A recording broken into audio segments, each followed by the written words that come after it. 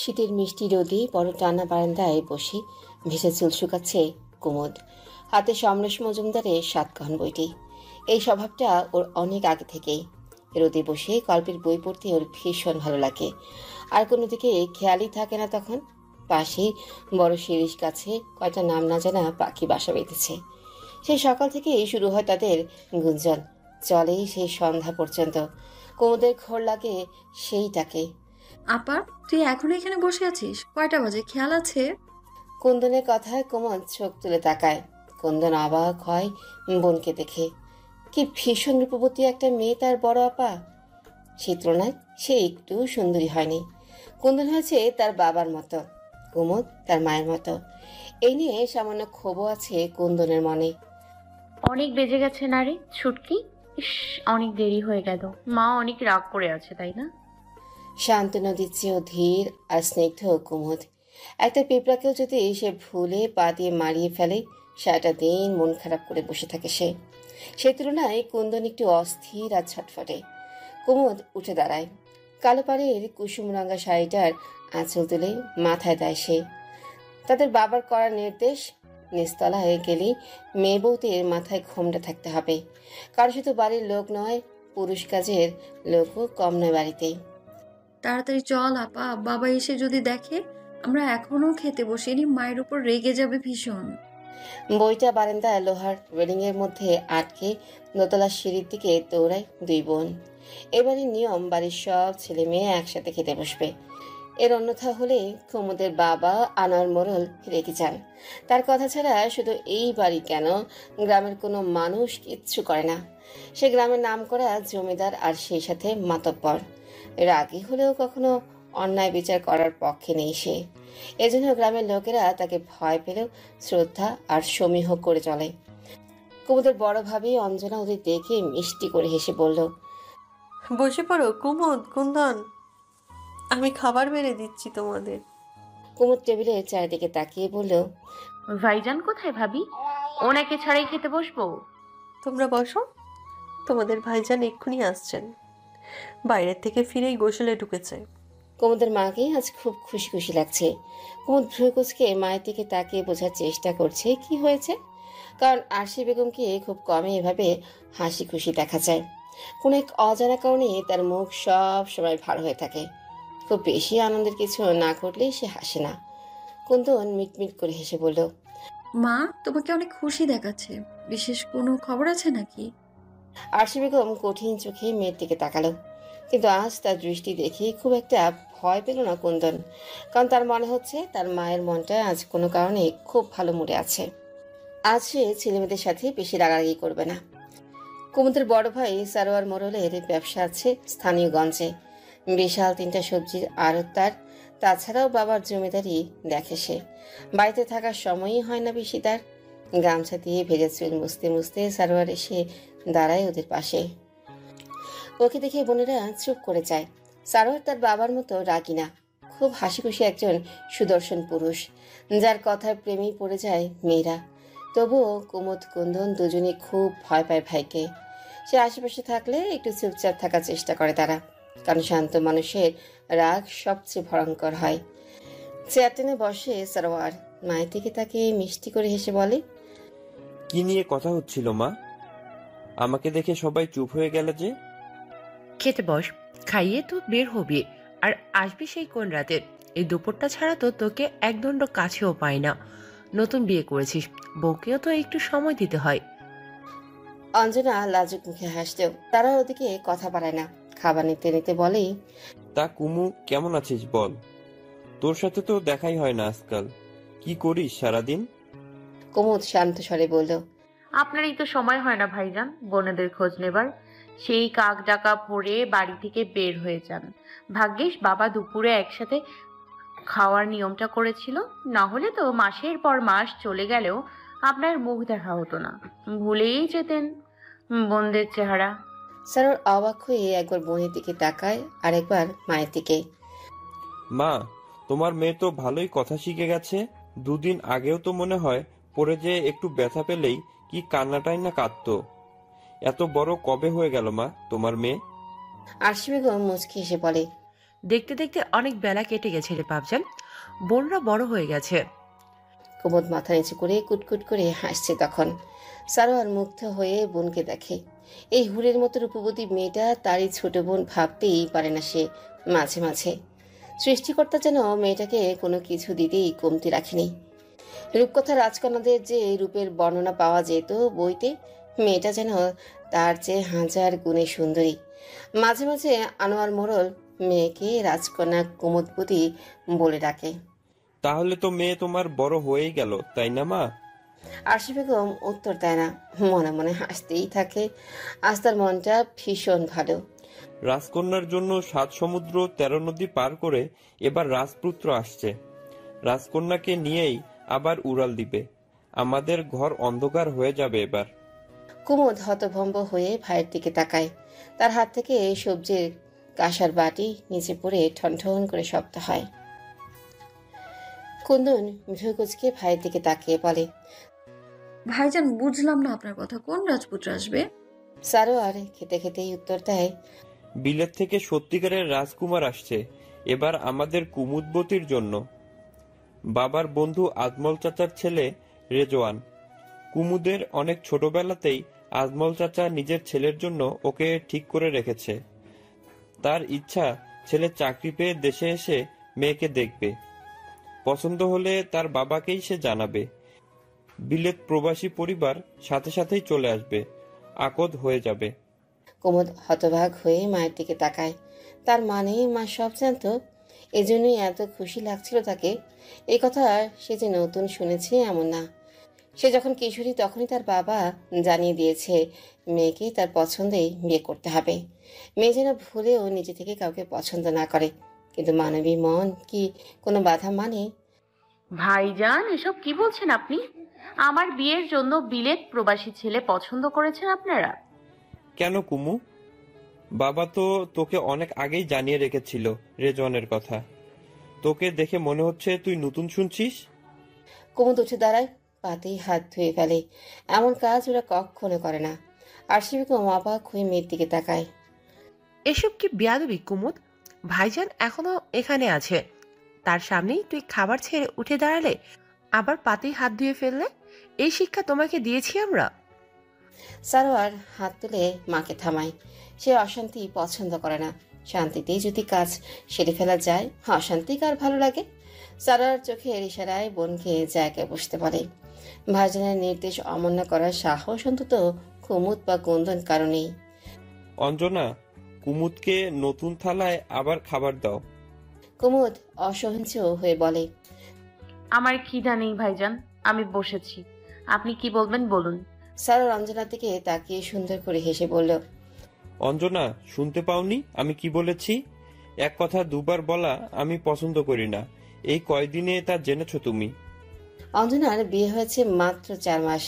এর মধ্যে সে সারোয়ারকে অদ্ভুতভাবে ভয় পাওয়া শুরু করেছে। সারোয়ার কখনো কাউকে বকা দেয় না, কারোর সাথে উচ্চস্বরে কথা বলে না, যেমনটা তার শ্বশুর মশাই আনোয়ার মোড়ল করে। কিন্তু আনোয়ার মোড়লের থেকে সবাই সারোয়ারকেই বেশি ভয় পায়। ও দৃষ্টিতে হয়তো এমন কিছু আছে। অঞ্জনা ছুটে যায় কুমুদের খাবার আনতে। হ্যাঁ, এবার বলো কি হয়েছে? খাবার ফেলে চলে গেলেই সব সমাধান হয়ে যায় না। কিছু বলার থাকলে মাথা ঠান্ডা করে বসে তারপর বলো। আসলে ভুলটা আমারই। আমি আমার বোনদের বেশি সময় দিতে পারি না, এজন্য তোমাদের সাথে আমার দূরত্ব তৈরি হয়ে গিয়েছে অনেক বেশি। যাই হোক, তোমার কি বলার আছে আমাকে বলো। কুমুদ কিছু বলার আগেই কুন্দন হালকা চিৎকার করে বলে, ভাইজান, আপার বিয়ে বিদেশে ঠিক করেছেন কেন আপনারা? আপা আমাদের কত ভালোবাসে, ও আমাদের ছেড়ে এত দূরে কি করে থাকবে?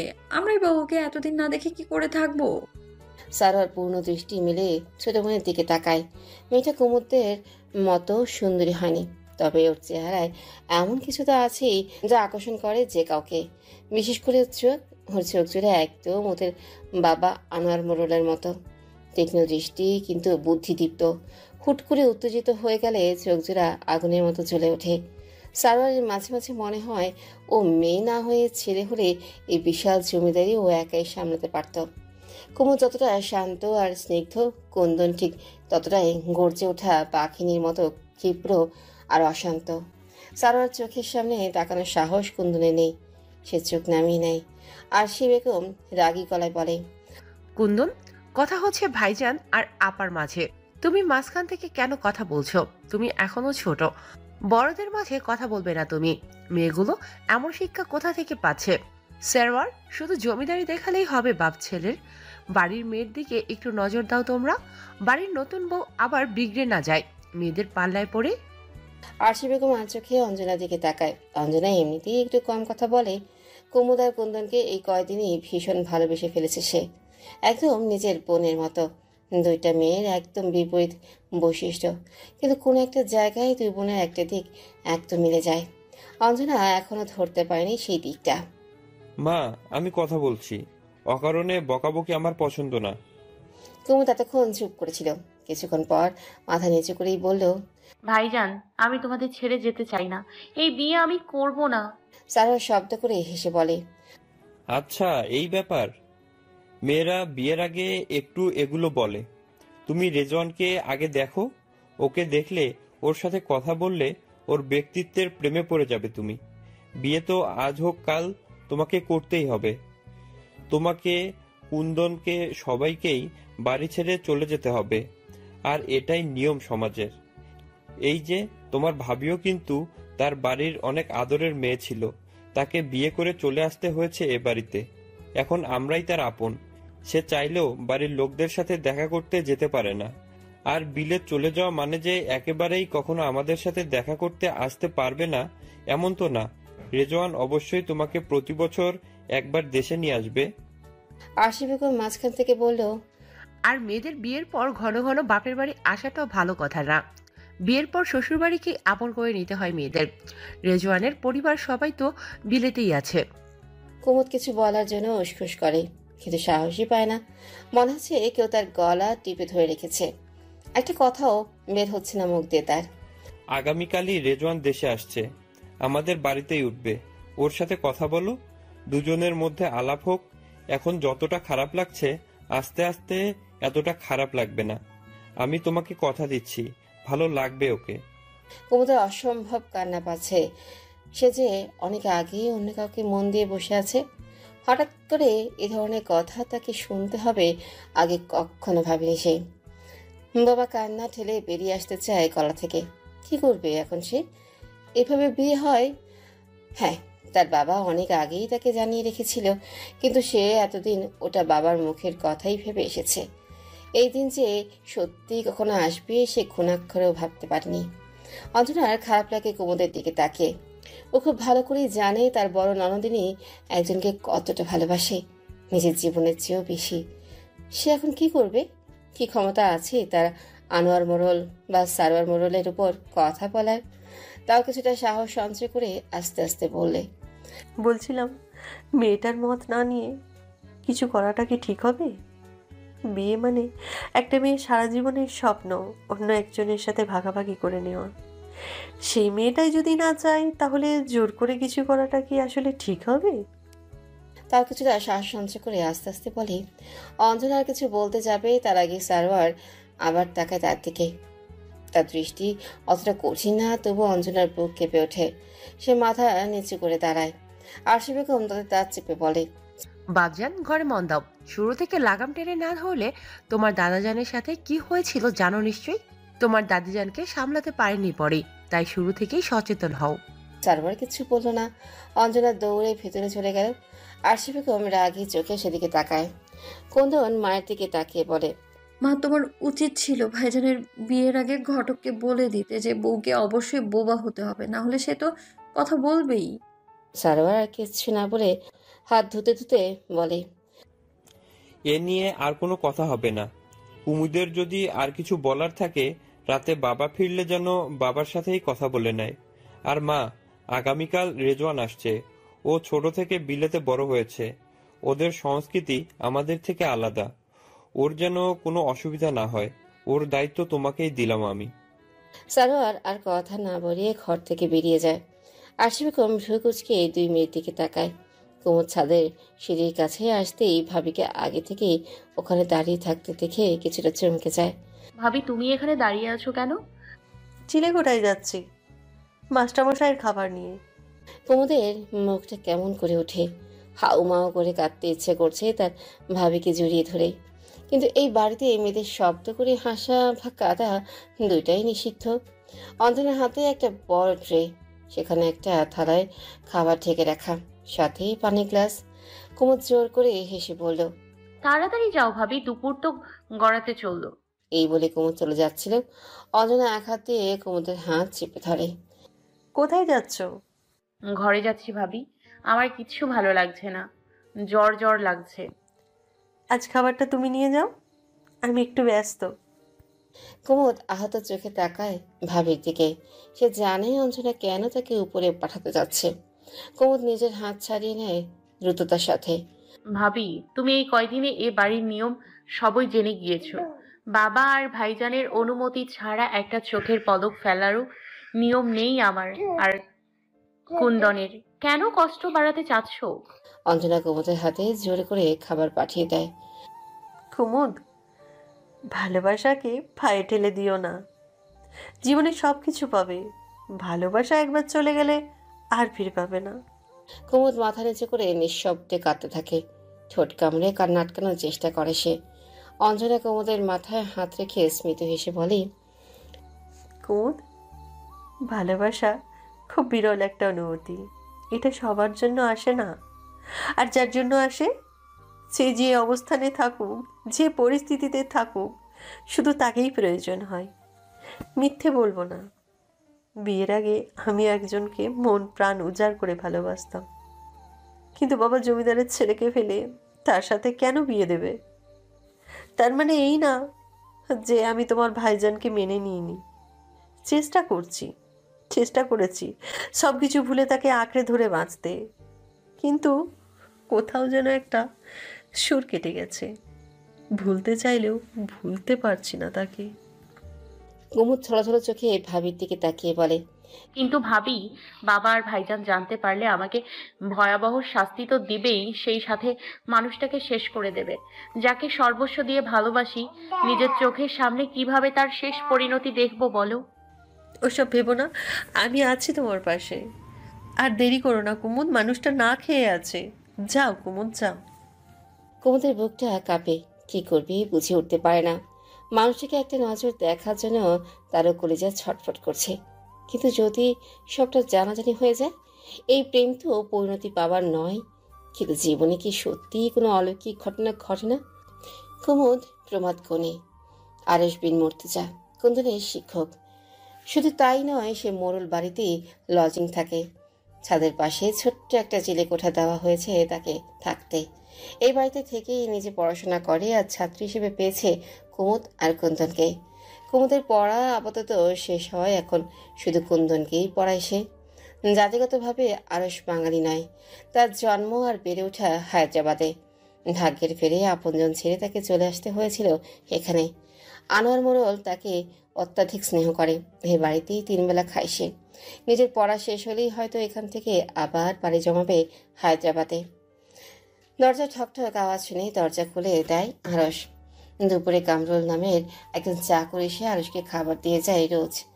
দরজা খুলেই হাসি মুখে আরস বলে, আরে কামরুল ভাইয়া, আজ এত দেরি? আরসের বাংলা খুব বেশি স্পষ্ট না, কিন্তু দরজায় কামরুলের বদলে স্বয়ং রাজকন্যাকে দেখে থমকে যায় সে, যার দর্শন পাওয়ার জন্য দিনরাত এক করে সে বদ্ধ করে অপেক্ষা করে। সেই হুড়পুরি আজ তারই দরজায় দাঁড়ানো। হেও কি সম্ভব, নাকি সবটাই ভুল? আরুষকে দেখে সাথে সাথে চোখ বন্ধ করে ফেলে কুমুদ। কিছুক্ষণ আগেই গোসল নেওয়া আরসের খেয়ালই নেই সে উন্মুক্ত শরীরেই দরজা খুলেছে, পরনে শুধু একটা পায়জামা। কুমুদকে দেখে এতটাই হতভম্ব হয়ে গিয়েছিল সে যে টেরই পায়নি এতক্ষণ। কুমুদকে চোখ বন্ধ করতে দেখে ধাতস্থ হয় সে। আমাকে মাফ করো কুমুদ, তুমি 2টা মিনিট অপেক্ষা করো, আমি পাঞ্জাবি পরে আসছি। কুমুদ শান্ত স্বরে চোখ বোঝা অবস্থাতেই বলে, আমি আছি, আপনি যান। আরশ ভিতরে চলে যায়। তার উন্মুক্ত ফর্সা পক্ষ নজর কেড়ে নিয়েছে। ততক্ষণে কুমুদের মুখ চেয়ে দীর্ঘশ্বাস বেরিয়ে আসে। এই প্রশস্ত বুকে আশ্রয় চেয়ে হবে না তার। সে তো এখানেই নিজের সুখ খুঁজতে চেয়েছিল। 2 মিনিট না 1 মিনিটের আগেই আরশ আবার এসে দাঁড়ায়। কুমুদ, তোমাকে কষ্ট দিলাম। আসলে বুঝতেই পারিনি তুমি আসবে। ভেবেছিলাম কামরুল আসবে। কুমুদ মাথা নিচু করে বলে। ভেতরে আসতে বলবেন না মাস্টার মশাই? আরশ ইতস্তত করে। সে একাই থাকে এই চিলেকোঠার ঘরটায়। এই শীতের মিষ্টি দুপুরে একটা যুবকের ঘরে একটা অবিবাহিত যুবতী ঢোকাটা কারো কম্য হতে পারে না।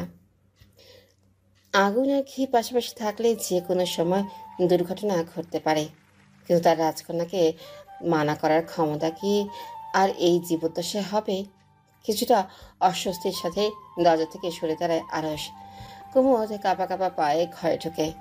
একটা পুরুষ মানুষের ঘর তো সুন্দর গোছানো থাকতে পারে, এই ঘর না দেখলেই বিশ্বাসই হতো না কুমুদের। খাবারের ট্রেটা টেবিলে রাখতেই কুমুদের চোখ যায় টেবিলের উপর রাখা নতুন গল্পের বইয়ের দিকে। রবীন্দ্রনাথ ঠাকুরের চোখের বালি। নতুন বই দেখলে অভিভূত হয়ে যায় কুমুদ। এই পর্যন্ত তাকে গল্পের বইয়ের যোগান দেয় আরশ। কুমুদের পড়া হয়ে গেলে আবারও ফেরত দিয়ে যায়। বইটা হাতে নিয়ে উল্টে পাল্টে দেখে কুমুদ। মন ভরে ঘ্রাণ নেয় বইয়ের। নতুন বইয়ের পৃষ্ঠার গন্ধ মাতাল করা। তোমার জন্য এনে রেখেছি বইটা। কুন্দনকে পড়াতে যাওয়ার সময় ভেবেছিলাম নিয়ে যাব। তুমি এসেছো যখন নিয়ে যাও। কুমুদের কেমন যেন ঘোর লাগে। ফাঁকা ঘর, ভালোবাসার মানুষটা এত কাছে। কুমুদের খুব ইচ্ছা করে নিজেকে উজাড় করে দিতে। জীবনে একটু ভুল হলে খুব ক্ষতি হয়ে যাবে। পরক্ষণে নিজের ভাবনায় নিজের উপরই ঘৃণা হয় তার। এতটা নিজ চিন্তা কিভাবে মাথায় আসে তার? সম্ভ্রান্ত রক্ষণশীল পরিবারে বড় হয়ে ওঠা কুমুদ এসব কখনো ভাবার চিন্তাই করেনি। আরশি থেকে না ঘুরে আস্তে আস্তে বলে। না না না, সাতকাহন এখনো শেষ হয়নি। ওটা পড়ে না না, সাতকাহন এখনো শেষ হয়নি, ওটা পড়ে নি আগে। কিন্তু এই বই পড়ার সৌভাগ্য আমার আর হবে কিনা আমি জানি না মাস্টার মশাই। শেষ কথাটাই গলা ধরে আসে কুমুদের। আরশ বুঝতেই পারে না কুমুদের কথা। অবাক হয়ে তাকিয়ে থাকে ওর দিকে। মাস্টার মশাই, একটা সত্যি কথা বলবেন? আমি কি কখনো ঝুট বলি? না তেমন না। আচ্ছা, আমি যদি এই বাড়ি ছেড়ে দূরে কোথাও চলে যাই, আপনি কি কষ্ট পাবেন? আরশ হতভম্ব হয়ে বলে। এগুলো কি বলছো কুমুদ? কত দূরে যাবে তুমি? যদি বলি অনেক দূরে, অনেক অনেক বেশি দূরে। যদি বলি 7 সমুদ্র 13 নদীর ওপারে। আর কিছু না ভেবেই কুমুদের হাত ধরে ওকে নিচের দিকে ফেরায়। কুমুদ কেঁপে ওঠে ওর স্পর্শে। এসব কি বলছো কুমুদ? কোথায় যাবে তুমি? প্রায় 6 ফুট লম্বা চওড়া বক্ষে প্রশস্ততার সামনে কুমুদের অসহায় লাগে। কোনোভাবেই এখন আরশের দিকে তাকাতে পারবে না সে। কুমুদ, কুছ তো বলো। মাস্টার মশাই, আমার বিয়ে ঠিক হয়ে গেছে। বিলেত প্রবাসী ছেলে খুব তাড়াতাড়ি হয়তো আমাকে বিয়ে করে নিয়ে চলে যাবে। কুমুদ ঠোঁট কামড়ে ধরে কান্না আটকাতে আরশের বুকটা কেঁপে ওঠে। কুমুদকে ছেড়ে দেয় সে নিজের হাতের বাঁধন থেকে। আরশের মুখ থেকে কোনো কথাই বের হয় না। অবাক চোখে কুমুদের দিকে তাকিয়ে ভাবতে থাকে কুমুদ আসলেই মজা করছে নাকি তার সাথে। কুমুদ, তুমি কি মজা করছো আমার সাথে? কুমুদ বিষণ্ণ গলায় বলে। মাস্টার মশাই, আমি আপনাকে ছাড়া বাঁচব না। আপনি কিছু করুন মাস্টার মশাই। আরশের মাথা ফাঁকা লাগে। সে নিজেও যে এই পরিটার মায়ায় আসতে বৃষ্টি জড়িয়ে গেছে। তার ইচ্ছে ছিল পড়াশোনা শেষ করে হায়দ্রাবাদ ফিরে পরিবার নিয়ে ফিরবে, আসবে এখানে আবার। আনোয়ার মোড়লকে সরাসরি প্রস্তাব দিবে সে তার মেয়েকে বিয়ে করার জন্য। কিন্তু এখন সে কি করবে? তার কি সাহস হবে আনোয়ার মোড়ল বা সারার মোড়লের ওপর কিছু বলার? এতক্ষণে কুমুদ তাকায় আরশি থেকে। তার পদ্মের পাপড়ির মতো ভাষা চোখগুলো রক্ত জবার মতো লাল হয়ে আছে। আরশ তাকাতেই পারে না সেদিকে, চোখ নামিয়ে নেয়। একজন পুরুষ যতই শক্তিশালী হোক, সে শারীরিক শক্তির দিক থেকেই হোক বা মানসিক, প্রেয়সীর চোখের পানি সহ্য করার ক্ষমতা সৃষ্টিকর্তা কোনো পুরুষকেই দেননি। চুপ করে আছেন কেন মাস্টার মশাই? আপনি আমাকে ভালোবাসেন না?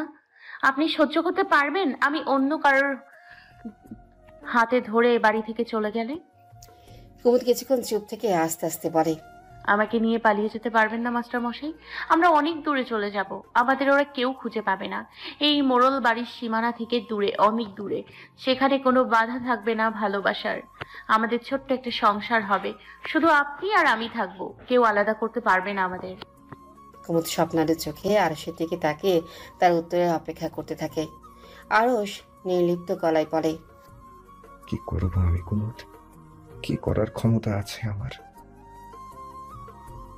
ফিরে যাও কুমুদ, তুমি যা বলছো তা অবাস্তব, অসম্ভব, এই কখনো হওয়ার নয়। কুমুদ অসহ্য হয়ে বলল, কেন হওয়ার নয় মাস্টার মশাই? এই পৃথিবীতে কি ভালোবাসার কোনো দাম নেই? ভালোবাসা পূর্ণতা পায় না এই পৃথিবীতে? আমরা কি ভালো থাকতে পারবো দুজন দুজনকে ছেড়ে? আরস উত্তরই দেয় না, মাথা নিচু করে দাঁড়িয়ে থাকে। তার মতো ব্যর্থ প্রেমিকের কি কখনো সাহস হবে আনোয়ার মোড়লের মেয়েকে নিয়ে পালিয়ে যাওয়ার? কতদূর যাবে সে পালিয়ে? হায়দ্রাবাদ যাবে? সেখানে তার অসহায় মা, দুইটা ছোট ভাই বোন। যদি মোড়লেরা তাদের কোনো ক্ষতি করে ফেলে? চুপ করে থাকবেন না মাস্টার মশাই? আগামীকালেই রেজওয়ান সাহেব আসছেন আমাদের বাড়ি। হয়তো খুব তাড়াতাড়ি বাবা বিয়ের দিন ঠিক করে ফেলবে। আমাকে নিয়ে সোজা চলে যাবে বিলেত। আর হয়তো আমাকে কখনো দেখতেও পাবেন না আপনি। আর অন্যদিকে ফিরে কাঁপা কাঁপা গলায় বলল, কুমুদ, যদি সত্যি এমন হয়, আমি ধরে নেব আমার ভাগ্যে তুমি ছিলে না। কুমুদ রাগে ঈষৎ লাল হয়ে যায়। সে কখন হিসাবে চিৎকার করে না রাগ হলে, কিন্তু আজ তার সহ্যই হচ্ছে না কিছু। আর সেদিকে তাকিয়ে রাগে চোখে চিৎকার করে বলল, আপনি একজন কাপুরুষ মাস্টার মশাই। আমি আমার জীবনের বড় ভুলটা করেছি আপনাকে ভালোবেসে। আমি একটা মেয়ে হয়ে সবকিছু ছেড়ে আপনার হাত ধরার সাহস করেছি। সেখানে আপনি একটা পুরুষ হয়ে ভয়ে নিজের ভালোবাসাকে অন্যের হয়ে যেতে বলছেন। কেন সেই কিশোরী মেয়েটার মন প্রেমের স্রোতে ভাসিয়েছিলেন তখন? স্বপ্ন দেখিয়েছিলেন তাকে একটা সুন্দর ভালোবাসার। কত শত প্রেমের চিঠি দিয়েছিলেন মেয়েটাকে, কত নির্ঘুম রাত উপহার দিয়েছেন। তখন একবার আপনার মনে হয়নি এমন কোনো দিন আসতে পারে যেদিন আপনাকে এমন সাহস দেখাতে হবে? আজ সেই মেয়েটা কিশোরী থেকে পূর্ণ যুবতী হয়ে আপনার দ্বারে এসে হাত পেতেছে। এইভাবে ফিরিয়ে দেবেন তাকে আপনি? আপনি আসলে একটা কাপুরুষ মাস্টার মশাই। আমি ভুল করেছি আপনাকে ভালোবেসে। কুমুদের চোখ দিয়ে অঝরে পানি পড়ছে। কথা থামিয়ে জোরে জোরে নিঃশ্বাস নেয় সে।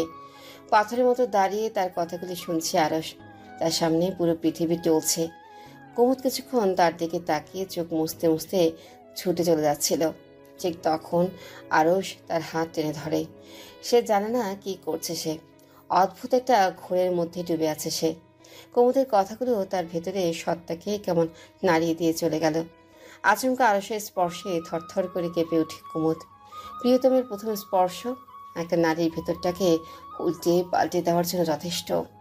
হাত ছাড়ুন মাস্টার মশাই। হাত ছাড়ার জন্য তো হাতটা ধরিনি কুমুদবতী। এটুকু বলে আরস কুমুদকে টেনে নিজের কাছে নিয়ে আসে। কুমুদ ভয়ে চোখ বন্ধ করে ফেলে। ঠোঁটটা তিরতির করে কাঁপছে তার। সে স্পষ্ট শুনতে পাচ্ছে তার মাস্টার মশাইয়ের হৃৎপিণ্ডের আওয়াজ। ইচ্ছে করছে ছুটে পালিয়ে যেতে, কিন্তু একটা অজানা আকর্ষণ তাকে চুম্বকের মতো আটকে রেখেছে আরসের কাছে। হঠাৎ আরস কুমুদের কোমরটা চেপে তাকে আরো কাছে নিয়ে আসে। হতবিহ্বল হয়ে যায় কুমুদ। কি করছে মাস্টার মশাইটা? অনেক বড় ভুল হয়ে যাবে তো এরপরে।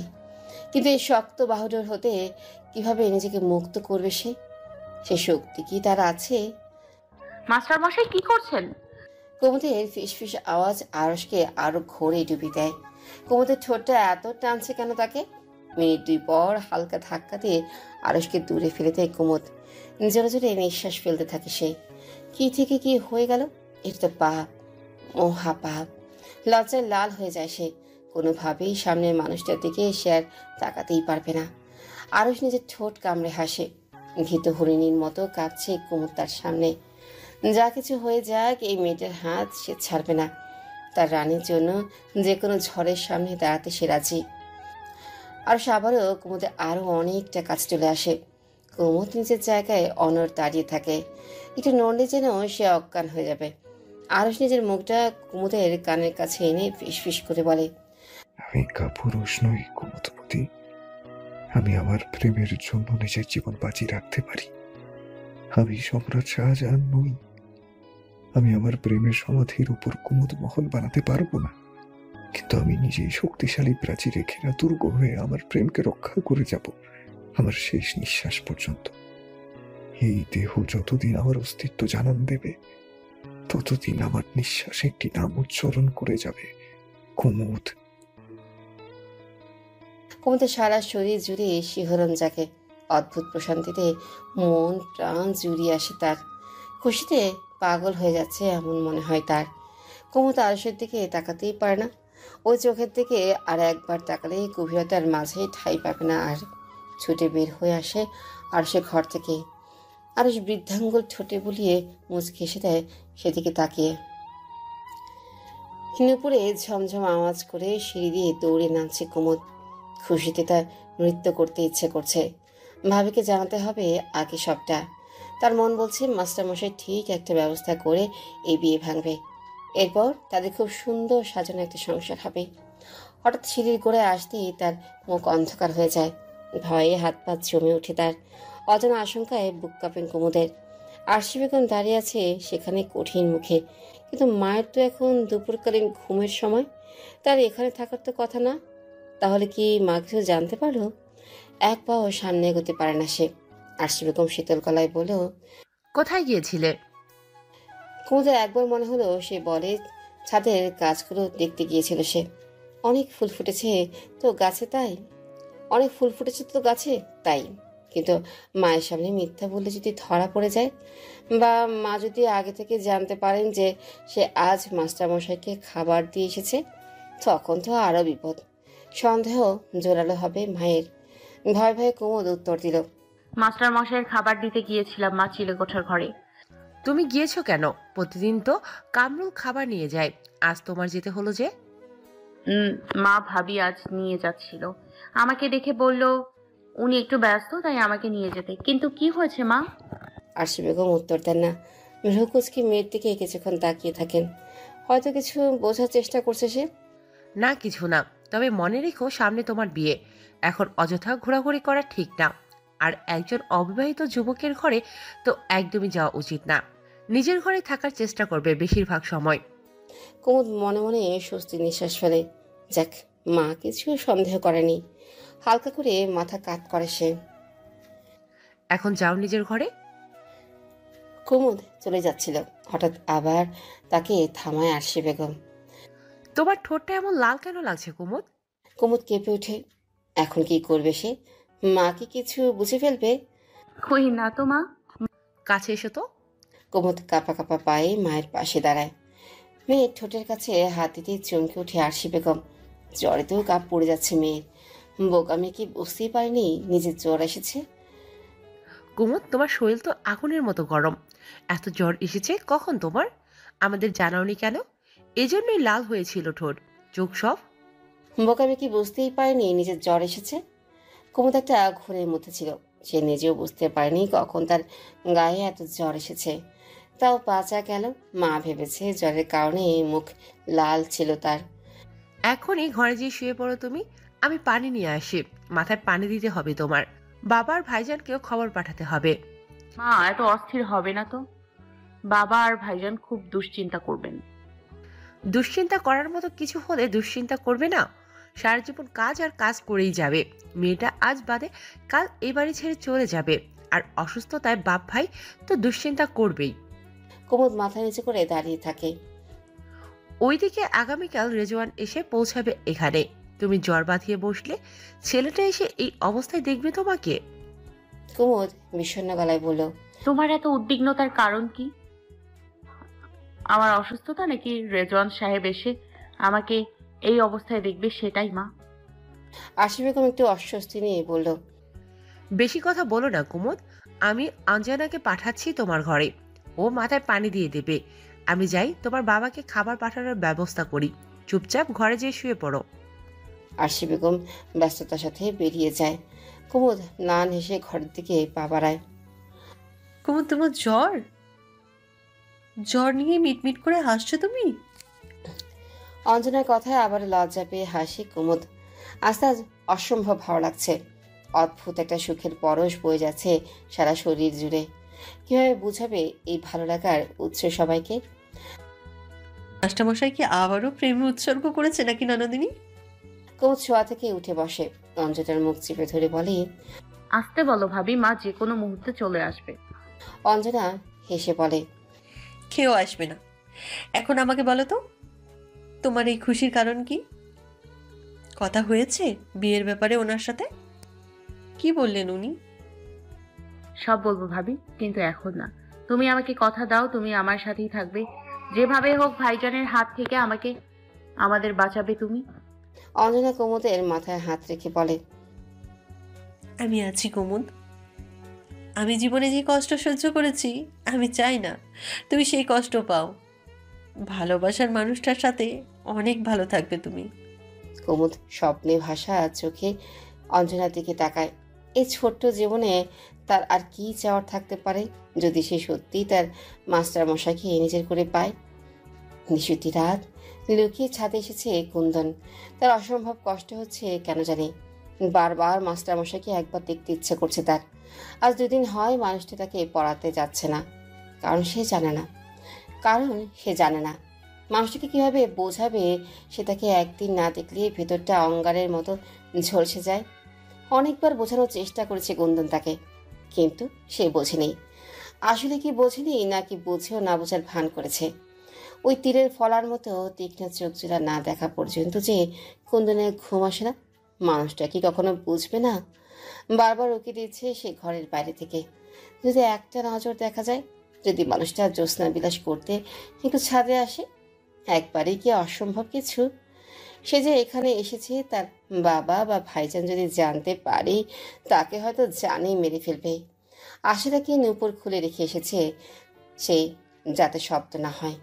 কালো কাপড় দিয়ে মাথা ঢেকে এসেছে। এই উথাল পাথাল জ্যোৎস্নায় মনটা হু হু করে ওঠে তার। অনেকক্ষণ যাবৎ ঘরটার দিকে এক দৃষ্টিতে তাকিয়ে থেকে ছোট্ট একটা নিঃশ্বাস ফেলে কুন্দন। সে বুঝতে পারে আজও দেখা হবে না মাস্টার মশাইয়ের সাথে। ভারাক্রান্ত মনে ফিরে আসে সে নিজের ঘরে। তার খুব ইচ্ছে করে মানুষটার সাথে দূরে কোথাও হারিয়ে যেতে। এই চলতে ফিরতে বাধা দেওয়া জীবনটা থেকে অনেক দূরে পালিয়ে যেতে ইচ্ছে করে তার। একটা অদৃশ্য শিকল পরানো তাদের পায়ে। সবাই ভাবে কতই না সুখের জীবন মোড়ল বাড়ির মেয়েদের। হ্যাঁ, একদম যেন রূপকথা রাজকন্যা। কিন্তু একমাত্র তারা 2 বোনই জানে, এক ঘুঁটি পানে গড়িয়ে খেতেও তাদের অনুমতি নিতে হয়। সেখানে নিজের পছন্দের কাউকে সারা জীবনের জন্য পেতে চাওয়াটা কত বড় অপরাধ। কুন্দনে বুক চিরে কান্না বের হয়ে আসে। উচ্চ শব্দে কাদাও তো আবার তাদের নিষেধ এ বাড়িতে। সকাল সকাল এমন শোরগোল পড়ে গেল মোড়ল বাড়িতে, যেন ডাকাত পড়েছে। হবে নাই বা কেন? এবারে এর হবু বড় জামাই আসছে, তাও আবার বিলেত ফেরত। বাড়ির প্রাচীরের ওপাশে বেশ বড় জটলা বেঁধেছে গ্রামবাসীর। সাহেবের মতো জামাই আসছে। সবাই উদ্গ্রীব হয়ে আছে তাকে দেখার জন্য। বড় মোড়ল সাহেব নিজে গিয়েছেন গাড়ি করে তাকে আনতে। ছোট মোড়ল মানে সারোয়ার আজ বাড়িতেই আছে, তদারকি করছে নিজে দাঁড়িয়ে সব আয়োজনে। বিন্দুমাত্র ত্রুটিও যেন না হয়। আরশকে ডেকে পাঠিয়েছে সারোয়ার। তার ইচ্ছে রেজওয়ানের কখন কি দরকার, সে যতদিন এই বাড়িতে থাকবে সব যেন আরশ দেখে। এই দায়িত্ব তাকেই দিতে চায় সারোয়ার। ছোট মোড়ল সাহেব, আমাকে ডেকেছেন আপনি?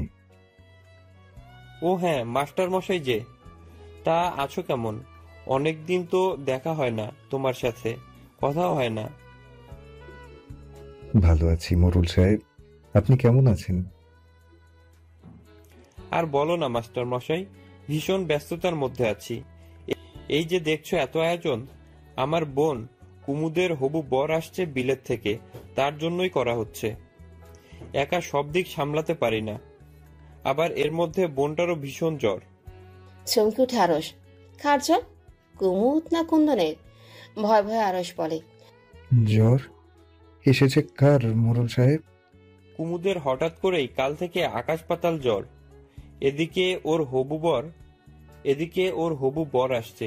কি যে হবে কিছুই বুঝতে পারছি না। আরশের ইচ্ছে করছে সব ছুঁড়ে ফেলে দিতে, চিৎকার করে বলতে ইচ্ছে করছে কে ওর হবু বর না, কুমুদ শুধু আমার। ওর জ্বর এসেছে শুধু বিরহের যন্ত্রণায়। কেন বুঝতে পারছেন না আপনারা? নিজেকে সামলায় সে। তার প্রাণপ্রিয় প্রেয়সী জ্বরে কাতরাচ্ছে, আর এদিকে এত আয়োজন হচ্ছে। সবকিছু অসহ্য লাগে তার। তা শোনো মাস্টার মশাই, তোমাকে যে কারণে ডেকেছি, এই কদিন কুমুদের তোমার পড়াতে আসা লাগবে না। তোমাকে আরেকটা দায়িত্ব আমি দিব। আমার অনুরোধ থাকবে তোমার কাছে। অনুরোধ কেন বলছেন মোরল সাহেব? আদেশ করুন। রেজওয়ান মানে কুমুদের হবু বরের দেখভাল তুমি করবে। ওর কখন কি দরকার, সুবিধা অসুবিধা সব তোমাকে দেখতে হবে। আর আমি জানি এই দায়িত্ব তুমি যেভাবে পালন করতে পারবে আর কেউ সেভাবে পালন করতে পারবে না। আরও তাদের দাঁত চেপে নিজেকে সামলায়। ইচ্ছে করছে সব ছেড়ে ছুড়ে এখনই কুমুদকে নিয়ে পালিয়ে যেতে। সহ্য হচ্ছে না এত কিছু তার। কোনো পুরুষের পক্ষে কি এটা সম্ভব, তার প্রেয়সীর হবু বরের দেখভালের দায়িত্ব নেওয়া? আরশকে চুপ থাকতে দেখে সারোয়ার বলে, তুমি পারবে না মাস্টার মশাই? আরও জানে মোরল সাহেবেরা কিছু বলে তাও অনুরোধ না, আদেশই করে তারা। সে আদেশ অমান্য করার সাহস কারো নেই। পারবো মোরল সাহেব। সারোয়ারের মুখে হাসি ফুটে ওঠে। আরশের কাঁধে হাত রেখে বলে, আমি জানতাম তুমি রাজি হবে। দোতলা বারান্দা থেকে এক দৃষ্টিতে উঠোনে তাদের দিকে তাকিয়ে আছে কুমুদ। তার ভয় ভয় করছে। তাহলে কি মাস্টার মশাই তার ভাইজানকে তাদের ব্যাপারে কিছু বলে দিল? কি কথা হচ্ছে তাদের মধ্যে এত? ভাইজানের মুখ দেখে তো মনে হচ্ছে না এমন কিছু মাস্টার মশাই বলেছে। তাহলে কি কথা থাকতে পারে তাদের মধ্যে? বিশাল বসার ঘরে বসানো হয়েছে রেজওয়ানকে। তার চোখে মুখে একরাশ কৌতূহল। ঘুরে ঘুরে তাকিয়ে সব দেখছে সে। এর আগেও এই বাড়িতে এসেছে সে। কুমুদ তখন মাত্রই শৈশব পেরিয়ে কৈশোরে পা দিয়েছিল। তখন থেকেই তাকে মনে ধরে যায় রেজওয়ানের। এতগুলো বছর সে অপেক্ষা করেছিল কুমুদকে কাছে পাওয়ার। আরশি বেগম আর অঞ্জনা ছুটে ছুটে বেড়াচ্ছে খাবার নিয়ে। হেঁটে ওটা ধরছে রেজওয়ানের মুখের সামনে। কোনো কাজের লোক নয়, তারা নিজেরাই আপ্যায়ন করতে চায় রেজওয়ানের। এমন সাহেবের মতো জামাই হবে তার ভাবতেই আরশি বেগমের চোখে পানি চলে আসে। রেজওয়ান তেমন কিছু খাচ্ছে না, একটু বিরক্ত লাগছে তার। কুমুদকে দেখতে ইচ্ছে করছে শুধু। আনোয়ার মোড়ল আর সারোয়ার দুইজনই বসে আছে রেজওয়ানের দুই পাশে। তা বাবা রেজওয়ান, এখানে কি তোমার খারাপ লাগছে? নিজের ঘরে বিশ্রাম নেবে তুমি? রেজওয়ান আনোয়ার মোড়লের দিকে তাকিয়ে বলল, একটু বিরক্ত লাগছে চাচাজান। আসলে বাঙালিদের এত সংস্কৃতি আমার ঠিক পছন্দ হয় না। এই যে চাচি আর ভাবি শাড়ি পরে মাথায় এত বড় ঘোমটা দিয়ে ঘুরে বেড়াচ্ছে, এগুলো দেখতে কেমন অস্বস্তি লাগছে। কুমুদও কি এভাবেই চলাফেরা করে? তাহলে নিজেকে পরিবর্তন করতে হবে। ওখানে যে লন্ডনে কেউ এভাবে চললে সবাই হাসাহাসি করবে। সবাই হতবাক হয়ে যায় রেজওয়ানের কথা শুনে। প্রথম দিনে কোনো ছেলে হবু শ্বশুর বাড়িতে এসে এইভাবে কথা বলতে পারে? এইভাবে কথা বলা শিখেছে সে। আর সে নিজেও তো বাঙালি, না হয় ছোট থেকেই বিলেতে বড় হয়েছে। তার মানে তো নিজের সংস্কৃতিকে ছোট করতে পারে না সে। সেখানে উপস্থিত আরশ নিজেও দুই হাত মুষ্টিবদ্ধ করে নিজের রাগ সামলায় সে। কুমুদকে পরিবর্তন করাতে চায়ও, হ্যাঁ এত বড় সাহস ওর। আনোয়ার মোড়ল পরিস্থিতি সামলাতে জোর করে হেসে বলল, সে দেখা যাবে। তুমি অনেক দূর থেকে এসেছ, গোসল করে নাও। একসাথে খাবো আমরা সবাই। এরপর নিজের ঘরে বিশ্রাম করবে তুমি।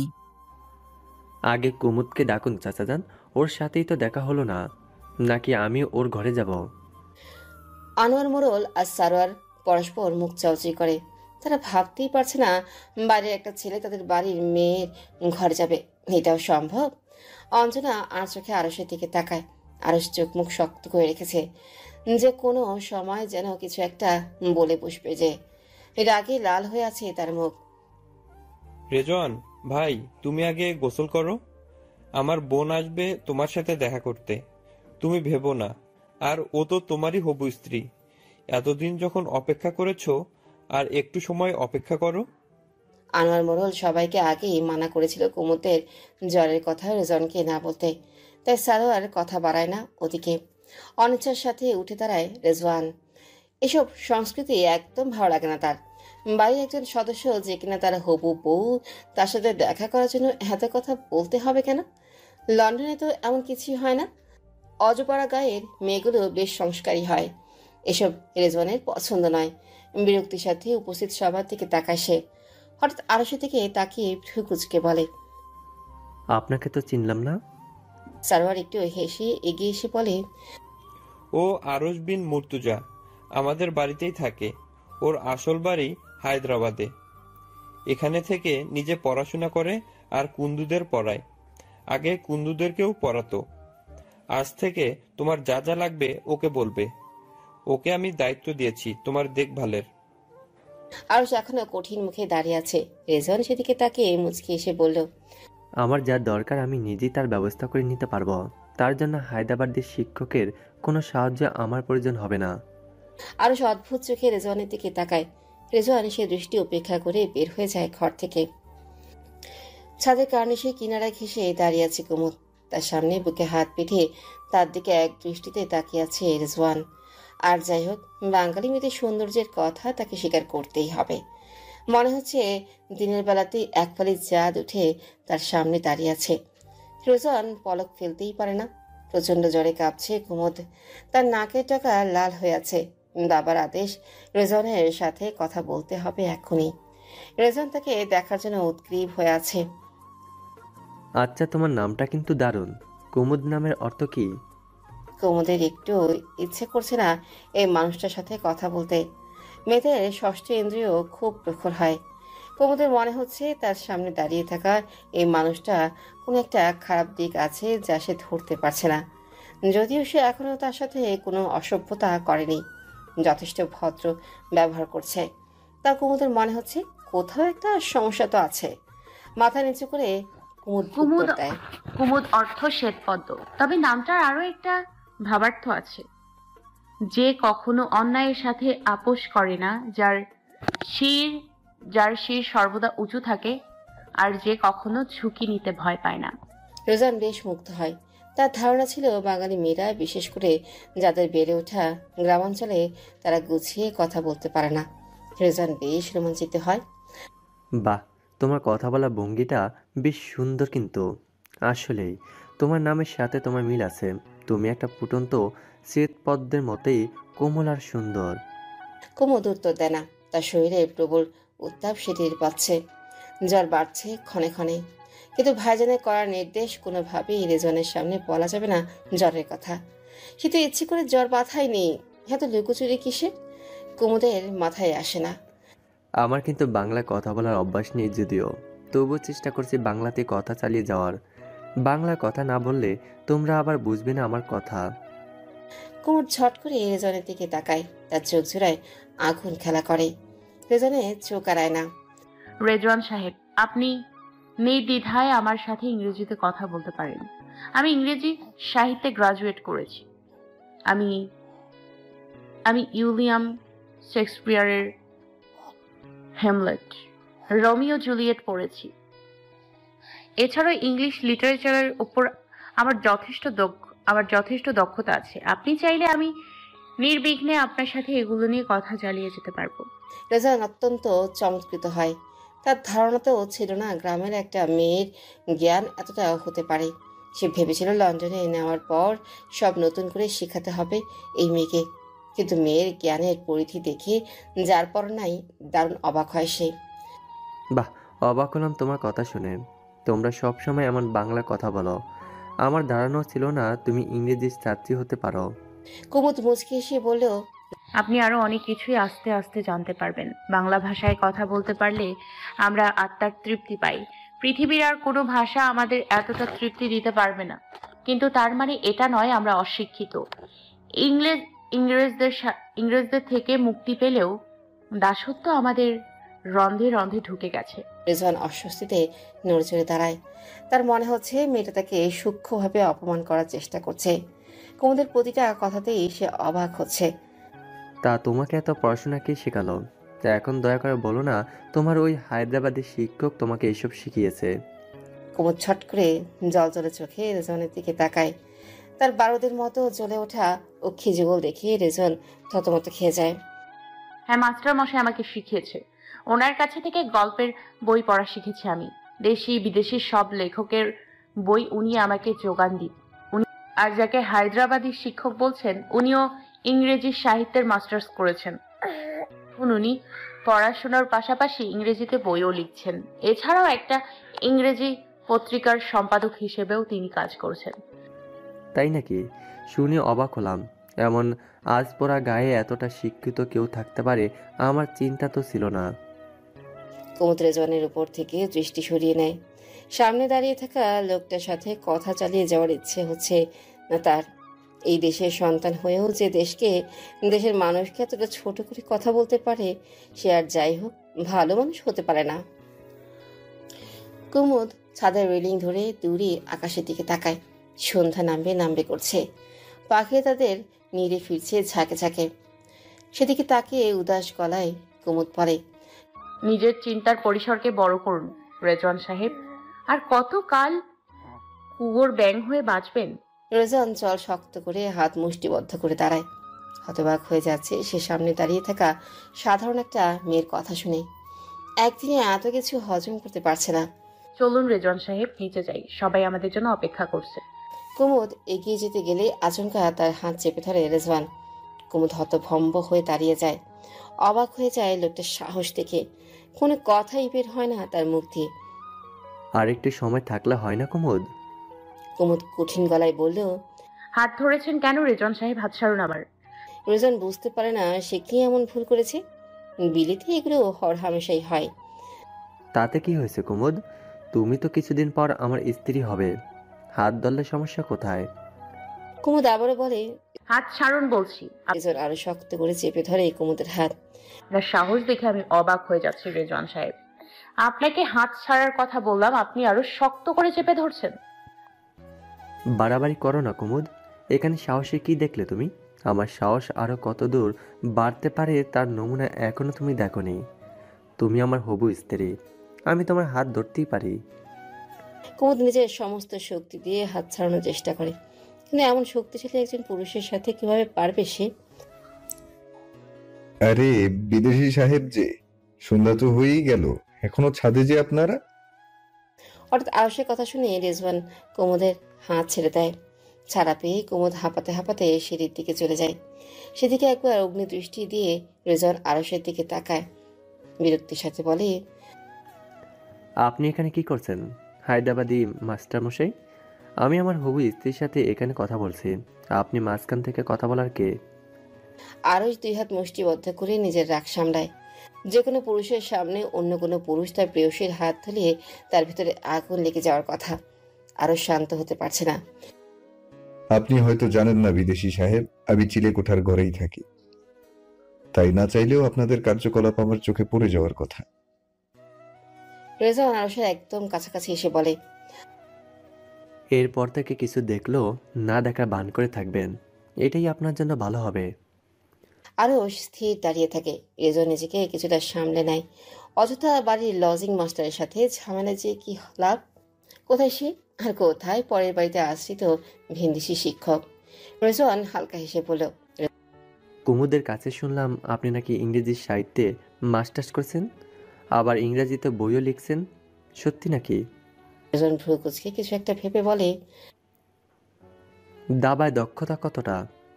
আরশ বাঁকা চোখে রেজওয়ানের দিকে তাকিয়ে মুচকি হেসে বলে, চেকমেট। রাতের খাবারের পর বৈঠকখানে তাহলে দেখা হচ্ছে। তবে তাই হোক। আরশের দিকে তাকিয়ে একটা বাঁকা হাসি দিয়ে সিঁড়ি দিয়ে নেমে যায় রেজওয়ান। দাবায় গোল্ড মেডেল পাওয়া রেজওয়ান মনে মনে হেসে বলে, আমার হবু স্ত্রীর সাথে কথা বলার সময় বিরক্ত করার শাস্তি এবার তুই পাবি হায়দ্রাবাদের শিক্ষক। এমন হেনস্থা করব তোকে, আজ করব মেয়েদের সামনে, মুখ দেখাতেও পারবি না আর ওদের। বাইরে অঝরে বৃষ্টি নেমেছে, মাঝে মাঝে বিজলি চমকাচ্ছে। এমন তুফান আগে খুব কম দেখেছে এই এলাকার মানুষ। বন্যার মতো পানি উঠছে নিচু এলাকায়। জমিদার বাড়িতেই শুধু বিদ্যুৎ এই এলাকায়। আজ তাও নেই। বাড়িতে ঘুটঘুটে অন্ধকার, তবু মাঝে মাঝে আকাশে আলোর ঝলকানি। এরই মধ্যে জমিদার বাড়ির বৈঠকখানায় চলছে টান টান উত্তেজনা। ঘরের চার কোনায় 4টা মশাল জ্বালানো। মুখোমুখি বসে আছে আরশ আর রেজওয়ান। দুজনের দৃষ্টি একই জায়গায় নিবদ্ধ। আরশের কপালে বিন্দু বিন্দু ঘাম, ওর ফর্সা মুখ লাল হয়ে আছে কিঞ্চিত। সেই তুলনায় রেজওয়ান শান্ত। আরশের ঘোড়া ইতিমধ্যে অনেকটাই ধরাশায়ী, তবে এখনো কারোই রানীর চাল শুরু হয়নি। একটু দূরে কুমুদ আর কুন্দন বসে আছে তাদের দিকে এক দৃষ্টিতে তাকিয়ে। দুজনেই এক মনে চাচ্ছে আরস যেন জিতে যায়, কিন্তু কেউ কারো সামনে প্রকাশ করছে না। তাদের পাশে ঠায় দাঁড়িয়ে আছে অঞ্জনা। সে একবার দাবার কোটের দিকে তাকাচ্ছে তো একবার কুমুদের দিকে। আরশ আর রেজওয়ানকে ঘিরে বসে আছে আনোয়ার, মোড়ল আর সারোয়ার। তাদের মধ্যেও দারুণ উত্তেজনা। এই এলাকায় মাস্টার মশাইকে কেউ এখন পর্যন্ত হারাতে পারেনি দাবায়। তবে কি এবার কুমুদের হবু বরের কাছেই হার হবে তার? কেউ কোনো কথাই বলছে না। সবার মধ্যে উত্তেজনা, সব মিলিয়ে পুরো ঘর জুড়ে একটা রোমাঞ্চকর পরিবেশ। রেজওয়ান মুচকি এসে আরশকে বলে, আরশ ছেড়ে দাও মাস্টার, তুমি ধারাশয়ী হয়ে গিয়েছ, আর বাঁচার সম্ভাবনা নেই। চোখ তুলে রেজওয়ানের দিকে তাকে ফিসফিস করে বলে, যুদ্ধের ময়দান থেকে পালিয়ে যায় কাপুরুষেরা। যারা সচ্চা পুরুষ তারা বুক চিতিয়ে যুদ্ধ করে। হার বলে আমার অভিধানে কোনো শব্দ নেই, হয় জিতবো না হয় মরবো। কুমুদ আর কুন্দন দুইজনের ঠোঁটের কোণায় হাসি ফোটে। রেজওয়ান কিছুটা অপমানিত বোধ করে বলে, হেরে যাচ্ছ তাও এমন বড় বড় কথা বলছো কিভাবে? ভাঙবে তবু মস্কাবে না। দেখুন, আমার রানী এখনো আমার কাছে আছে। আমার রানী আমার পাশে থাকলে আমি বিশ্ব জয় করতে পারি। কুমুদের শরীরে অদ্ভুত একটা শিহরণ বয়ে যায়। তার ইচ্ছে করছে ছুটে যেয়ে মাস্টারমশাইকে জড়িয়ে ধরতে। অনেক কষ্টে নিজের ইচ্ছেটাকে দমিয়ে রাখে। একটা রানী দিয়ে কি করবে তুমি মাস্টার? আগে দেখো রানীকে বাঁচাতে পারো কিনা। আমার রানীকে ছোঁয়ার আগে এই দুর্গকে মোকাবেলা করতে হবে সাহেব। দেখি ভেঙে দেখান আগে আমার এই দুর্গের প্রাচীর। রোজান অবাক হয়ে দেখে হঠাৎ কখন আরশ নিজের সুবিধায় করে ফেলেছে খেলা। উল্টো চাল দিয়ে রেজওয়ানকেই ধরাশায়ী করে ফেলেছে অনেকটা। উত্তেজনায় ঘেমে উঠে সে। আরশ আর চোখে কুমুদের দিকে তাকায়। জ্বরে কুমুদের ঠোঁট লাল হয়ে আছে। সেদিকে তাকিয়ে নিজের মধ্যে শক্তি অনুভব করে আরশ। হালকা হেসে কুমুদকে আশ্বস্ত করে এভাবেই সে তার রানীকে রক্ষা করে যাবে। আনোয়ার মোড়ল সারোয়ারের কাঁধে হাত রেখে বলে, দেখেছ ছোট মোড়ল, আমাদের মাস্টার মশাইও কম চায় না, উল্টো চাল দিচ্ছে। তো এবার মাস্টার মশাই হবু জামাইয়ের সাথে হাড্ডাহাড্ডি লড়াই চলছে, দেখি কে জেতে। সারোয়ার হালকা বিরক্ত হয়ে বলে, বাবা, আমাদের জামাই লন্ডন থেকে গোল্ড মেডেল পাওয়া। মাস্টার মশাইয়ের এত অভিজ্ঞতা আছে নাকি? দেখা যাক। বাইরে বৃষ্টি বেড়েছে, সে সাথে বেড়েছে বিদ্যুৎ চমকানোর শব্দ। শীতল ঠান্ডা হাওয়া আসে জানলা দিয়ে। কুমুদ কেঁপে কেঁপে উঠছে এক একবার। অঞ্জনা কুমুদের কাঁধে হাত দিয়ে বলে, তোমার জ্বর আসছে কুমুদ, এখানে অনেক ঠান্ডা হাওয়া, চলো নিচের ঘরে যেয়ে বিশ্রাম নিবে। না ভাবি, খেলা শেষ না হওয়া পর্যন্ত এখান থেকে একটুও নড়বো না আমি। অঞ্জনা কিছু বলতে চেয়েও বলে না। তার নিজেরও অস্থির লাগছে। প্রায় 2 ঘন্টা পর তীব্র লড়াই শেষে খেলা শেষ হয় আরশ আর রেজওয়ানের। গালে হাত দিয়ে বসে আছে আনোয়ার, মোড়ল আর সারোয়ার। এটা কি হলো? তাদের বাড়ির হবু জামাইকে হারিয়ে দিল কিনা শেষমেশ মাস্টার মশাই। রানীকে রক্ষা করার জন্য জান বাজি দিয়ে ফেলেছে আরশ। রেজওয়ানের মুখের দিকে তাকানো যাচ্ছে না। এর আগে লজ্জায় লাল হয়ে আছে সে। দাবার কোট এলোমেলো করে দিয়ে উঠে দাঁড়ায় সে। সাথে উঠে দাঁড়ায় আরশ, আনোয়ার, মোড়ল আর সারোয়ার। কুমুদের চোখ দিয়ে টপ টপ করে আনন্দের পানি পড়ছে। তাকে এক হাতে জড়িয়ে ধরে রেখেছে অঞ্জনা। কুন্দনও খুশিতে অস্থির হয়ে আছে। বাবা রেজওয়ান, খেলায় তো হার জিত থাকবেই, এইভাবে রাগ করছো কেন? রেজওয়ান উত্তরই দেয় না। কুমুদ আর কুন্দন আসতেই চাচ্ছিল না। তাদের এভাবে বৈঠকখানায় আসার নিয়ম নেই, কিন্তু রেজওয়ান জোর করে তাদের ধরে এনেছে। তার ইচ্ছে ছিল মেয়েদের সামনে আরশকে ধরাশয়ী করে দিয়ে তাকে লজ্জা দেবে, কিন্তু সে ভাবতেই পারেনি নিজে এভাবে লজ্জা পেয়ে যাবে সবার সামনে। চোখ মুখ লাল হয়ে আছে তার। সারোয়ার পরিস্থিতি স্বাভাবিক করার জন্য হালকা হেসে বলল, ভাই রেজওয়ান, যাই বলো, তুমি কিন্তু দারুণ খেলো। আমি তো অবাক হয়েছি তোমার খেলা দেখে। তোমার খেলা দেখছিলাম। নেহাত আজ ভাগ্যটা আমার সাথেই ছিল না। আগামীকাল না হয় আবার খেলবো, তোমরা নিশ্চয়ই জিতবে তুমি। রোজান কঠিন চোখে আরশের দিকে তাকায়। আরশের শান্ত মুখ তাকে আরো রাগিয়ে তুলছে। সে আরো অবাক হয়ে খেয়াল করে আরশের পেছনেও কুমুদ হাসছে। কুমুদের হাসিটা সহ্য হয় না রেজওয়ানের। ইচ্ছে করছে সব ভেঙে চুরে ফেলতে। রেজওয়ান আরশের কাছে এগিয়ে আসে, ওর একদম কাছাকাছি এসে ওর চোখে চোখ রেখে বলে, দেখি তুমি কয়দিন তোমার রানীকে রক্ষা করতে পারো মাস্টারমশাই। আমিও এর শেষ দেখে ছাড়বো। আরশ রেজওয়ানের দিকে তাকিয়ে ছোট্ট একটা হাসি দিয়ে বলে, ইংরেজিতে একটা প্রবাদ আছে জানেন তো বিদেশি সাহেব? প্রবাদটি বলেছিলেন Terry Pratchett, it's like a chess, you know, the queen saves the king. অনুবাদটা নিশ্চয়ই আপনাকে করে দিতে হবে না। আমি রানীকে বাঁচাইনি, আমার রানী আমাকে বাঁচিয়েছে। রেজওয়ান আরশকে ধাক্কা দিয়ে বৈঠকখানা থেকে বেরিয়ে যায়। আরশ শক্ত হয়ে দাঁড়িয়ে থাকে।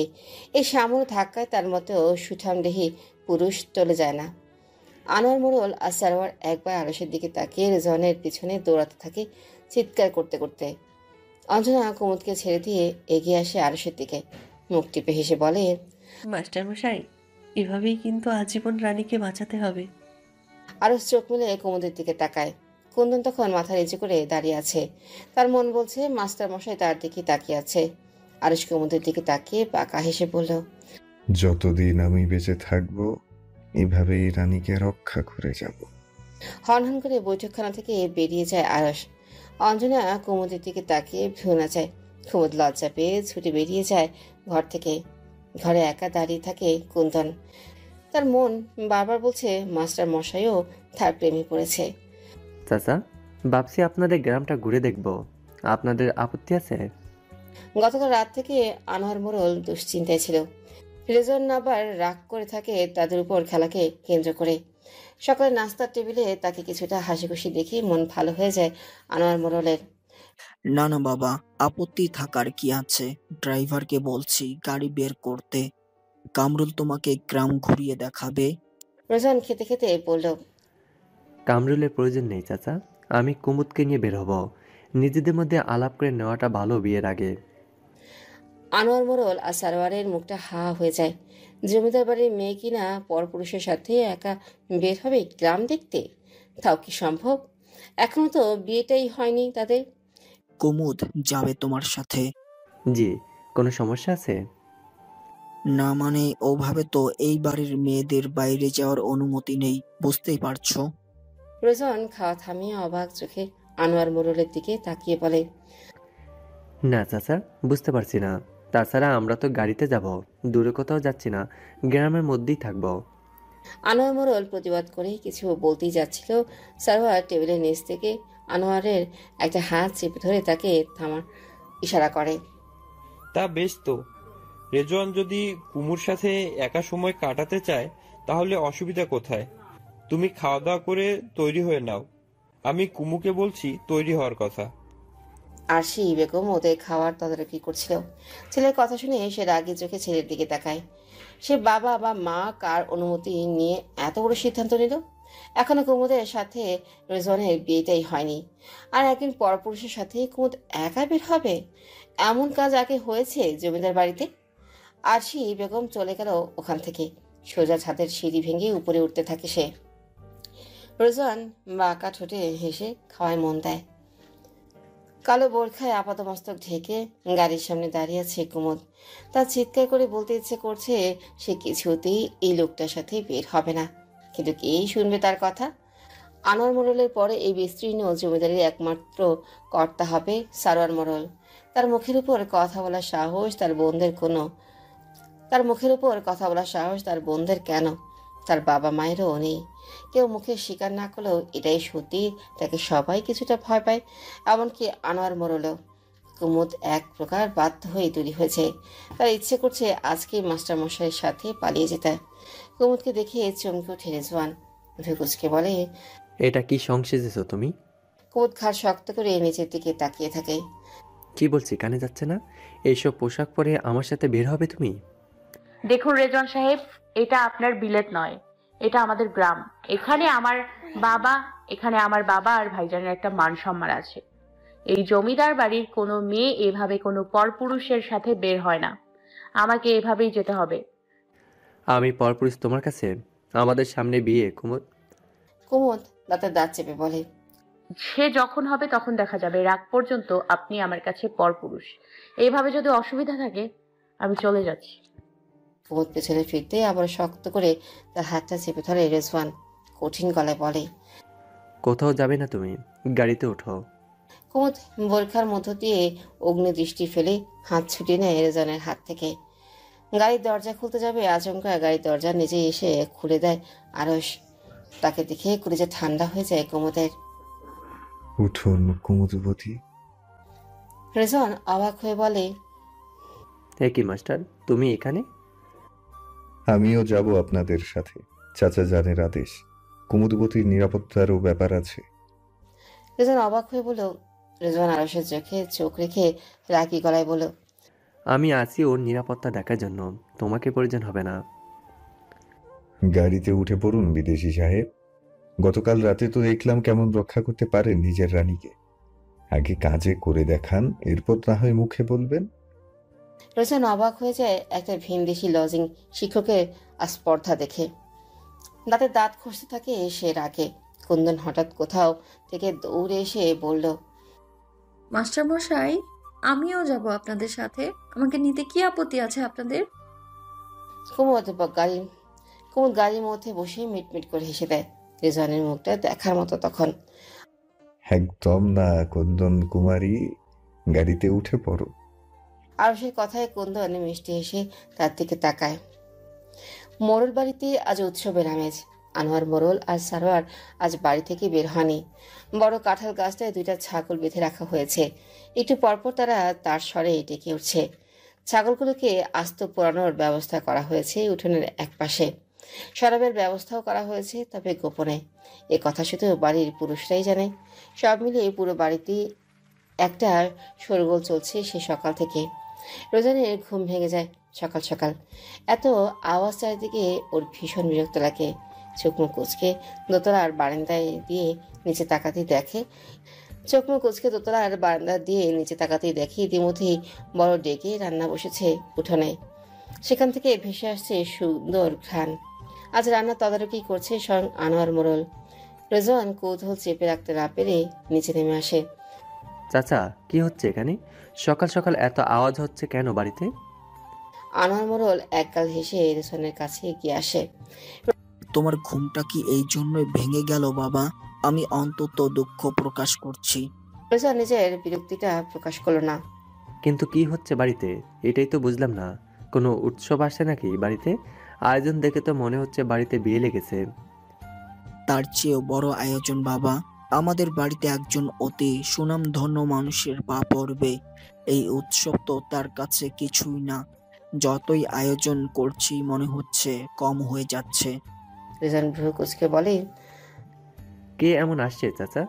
এই এলাকায় মোড়ল বাড়ির চেয়েও ধনাঢ্য আর কোনো বাড়ি কি আছে? সারোয়ার কোথা থেকে এগিয়ে এলেন। সে মুচকি এসে রেজওয়ানের কাঁধে হাত রেখে বলল, আজ যে আসছে তার কাছে এই মোগল বাড়ি কিছুই না, বরং সে চাইলে এই বাড়ি এখনই ধূলিসাৎ করে দিতে পারে। রেজওয়ান বেশ অবাক হয়। সে শুনেছে এই অত্র এলাকায় মোড়ল বাড়ির মতো সম্পদশালী বা সম্মানিত কোনো বাড়ি নেই। আজ আবার কার কথা বলছে এরা? ঠিক বুঝলাম না ভাইজান, কার কথা বলছেন? সারোয়ার তার বাবার দিকে তাকিয়ে হালকা হেসে বলল, মেজর শরাফত আকবর, পাকিস্তানি ক্যান্টনমেন্টের বর্তমান ভারপ্রাপ্ত মেজর।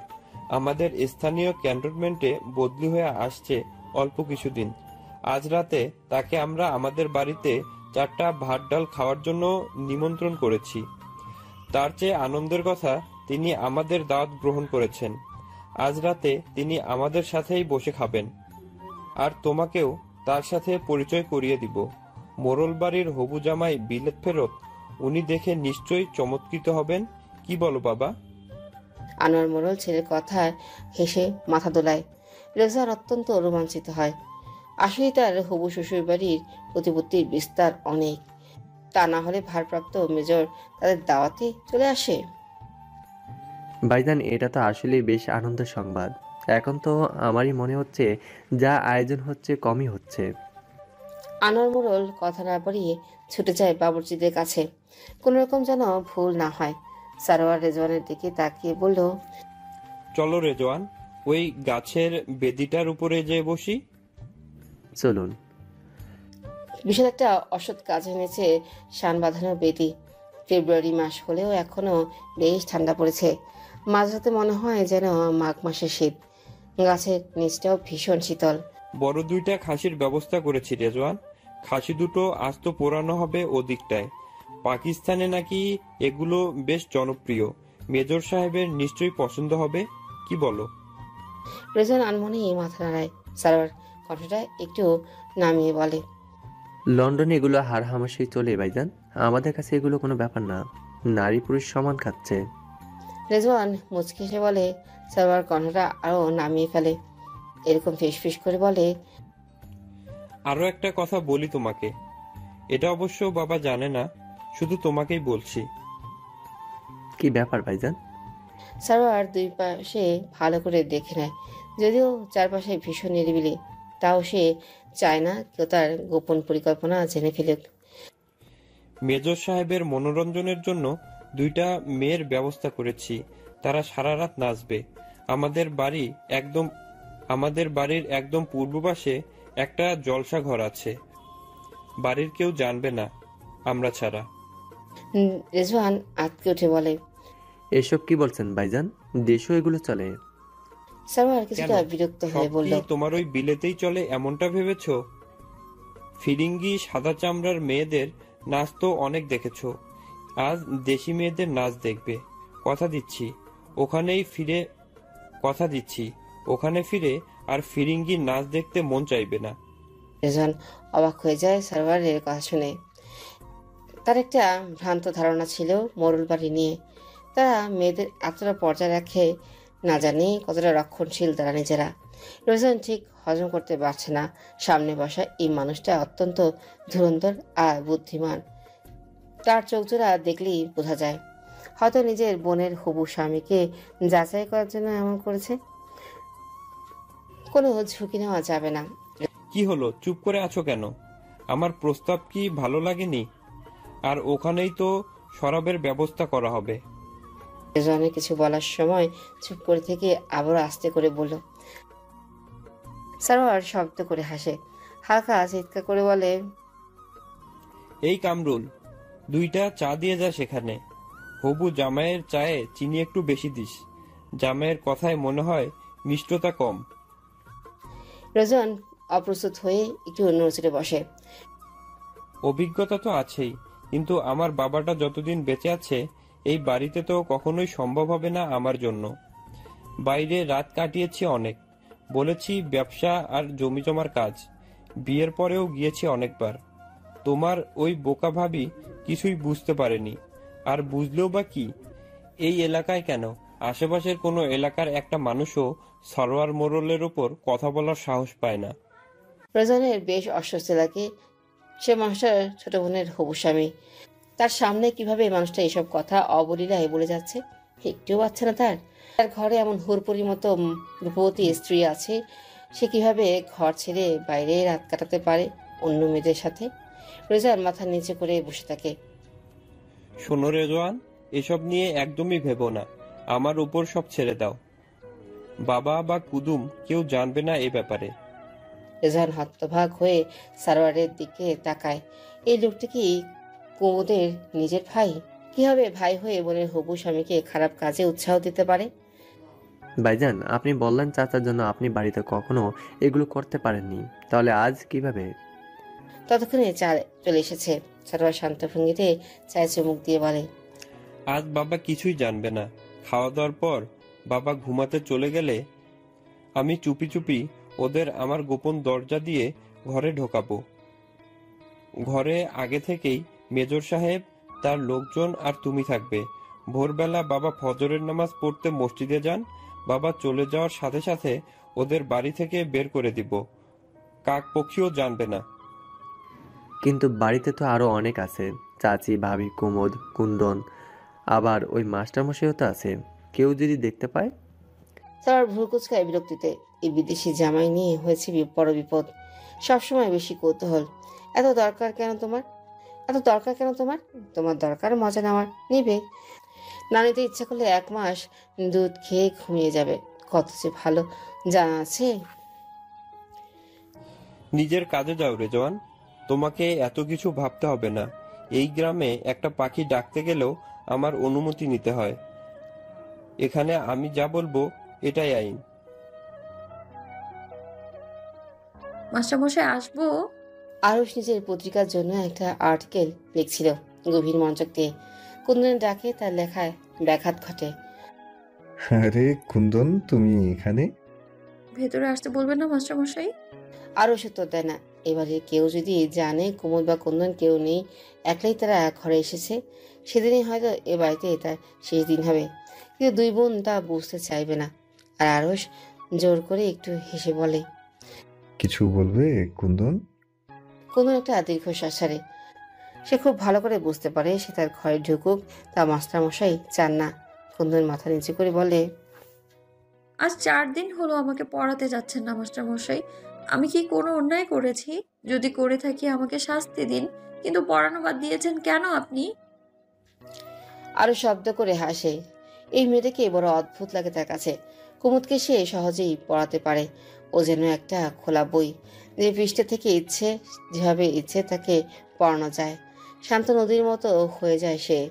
কিন্তু তারই ছোট বোন কুন্দন একদম বিপরীত। যখন উত্তেজিত হয় তখন তার চোখজোড়া ধক করে আগুনের মতো জ্বলে ওঠে। দেখলি কেমন ক্ষুধার্ত পাখির মতো মনে হয় এক্ষুনি বুঝি ঝাঁপিয়ে পড়ে লণ্ডভণ্ড করে দিবে সবকিছু। একটা রহস্যের চাদর দিয়ে নিজেকে মুড়ে রেখেছে সবসময়।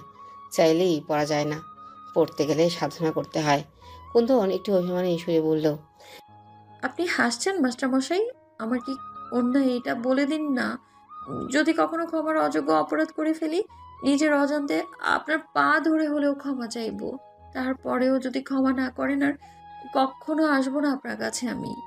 কুন্দনের চোখ পানিতে ভরে ওঠে আর শতভাগ হয়ে যায়। মেয়েটা হঠাৎ কাঁদছে কেন? আরো শেষে কুন্দনের সামনে দাঁড়ায়। কুন্দন তখনও ঠোঁট কামড়ে কান্না আটকানোর চেষ্টা করছে। এ কি কুন্দন, তুমি এভাবে কাঁদছো কেন? আমি কখন বললাম তুমি কোনো অপরাধ করেছো যার জন্য ক্ষমা হয় না? তাহলে কেন আমাকে পড়াতে যাচ্ছেন না আপনি?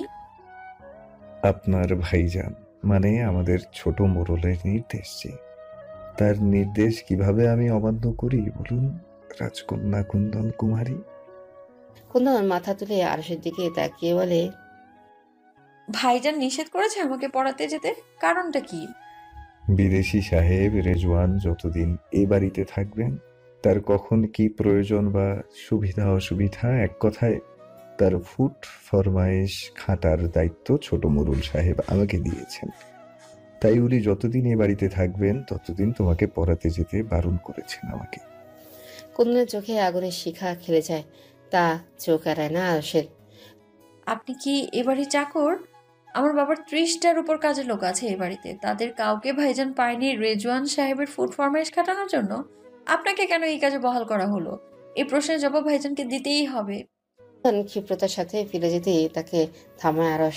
মেয়েটা কুমুদের মতো না, বেশ নির্ভীক, কিন্তু ছোট মোড়লের রাগ সে জানে না।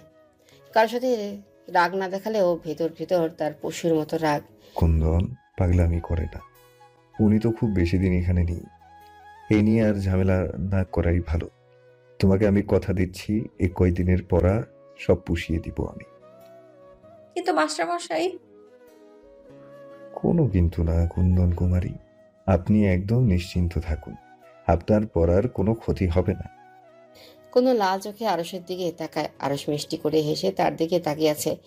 এই হাসিটা কুন্দনের ভেতরটা আলোড়িত করে দেয়। কুন্দন বেশিক্ষণ তাকাতেই পারে না, মাথা নিচু করে ফেলে। আর কিছু বলবে কুন্দন? আর একটা কথা বলার ছিল মাস্টারমশাই। বলো। কুন্দন কিছুটা ভয়ে ভয়ে এদিক ওদিক তাকায়। দেয়ালেও কান আছে। আরশ কিছুটা অবাক হয়ে বলে, কি হয়েছে কুন্দন, সব ঠিক আছে তো? কুমুদের জ্বরটা আবার বাড়েনি তো? কুন্দন ফিসফিস করে বলে, সব ঠিক আছে মাস্টারমশাই, কিন্তু আপনাকে একটা খবর দেওয়ার আছে আমার। আজ রাতে বাবা আর ভাইজান মেজর শরাফত আকবরকে দাওয়াত করেছেন আমাদের বাড়িতে। আরশ কিছুটা স্তম্ভিত হয়ে যায়। এই সেই মেজর শরাফত আকবর, যার হত্যাচারের কথা ছড়িয়ে গিয়েছে সব জায়গায়। পূর্ব পাকিস্তান মানে বাঙালিদের সাথে চরম বর্বরতা করছে সে বেশ কিছুদিন হলো। কেউ প্রতিবাদ করতে চাইলে তার উপর নেমে এসেছে অকথ্য নির্যাতন। সে নিজেও তার পত্রিকার মেজরের কুকীর্তি ফাঁস করে অনেক কিছু শিখিয়েছে।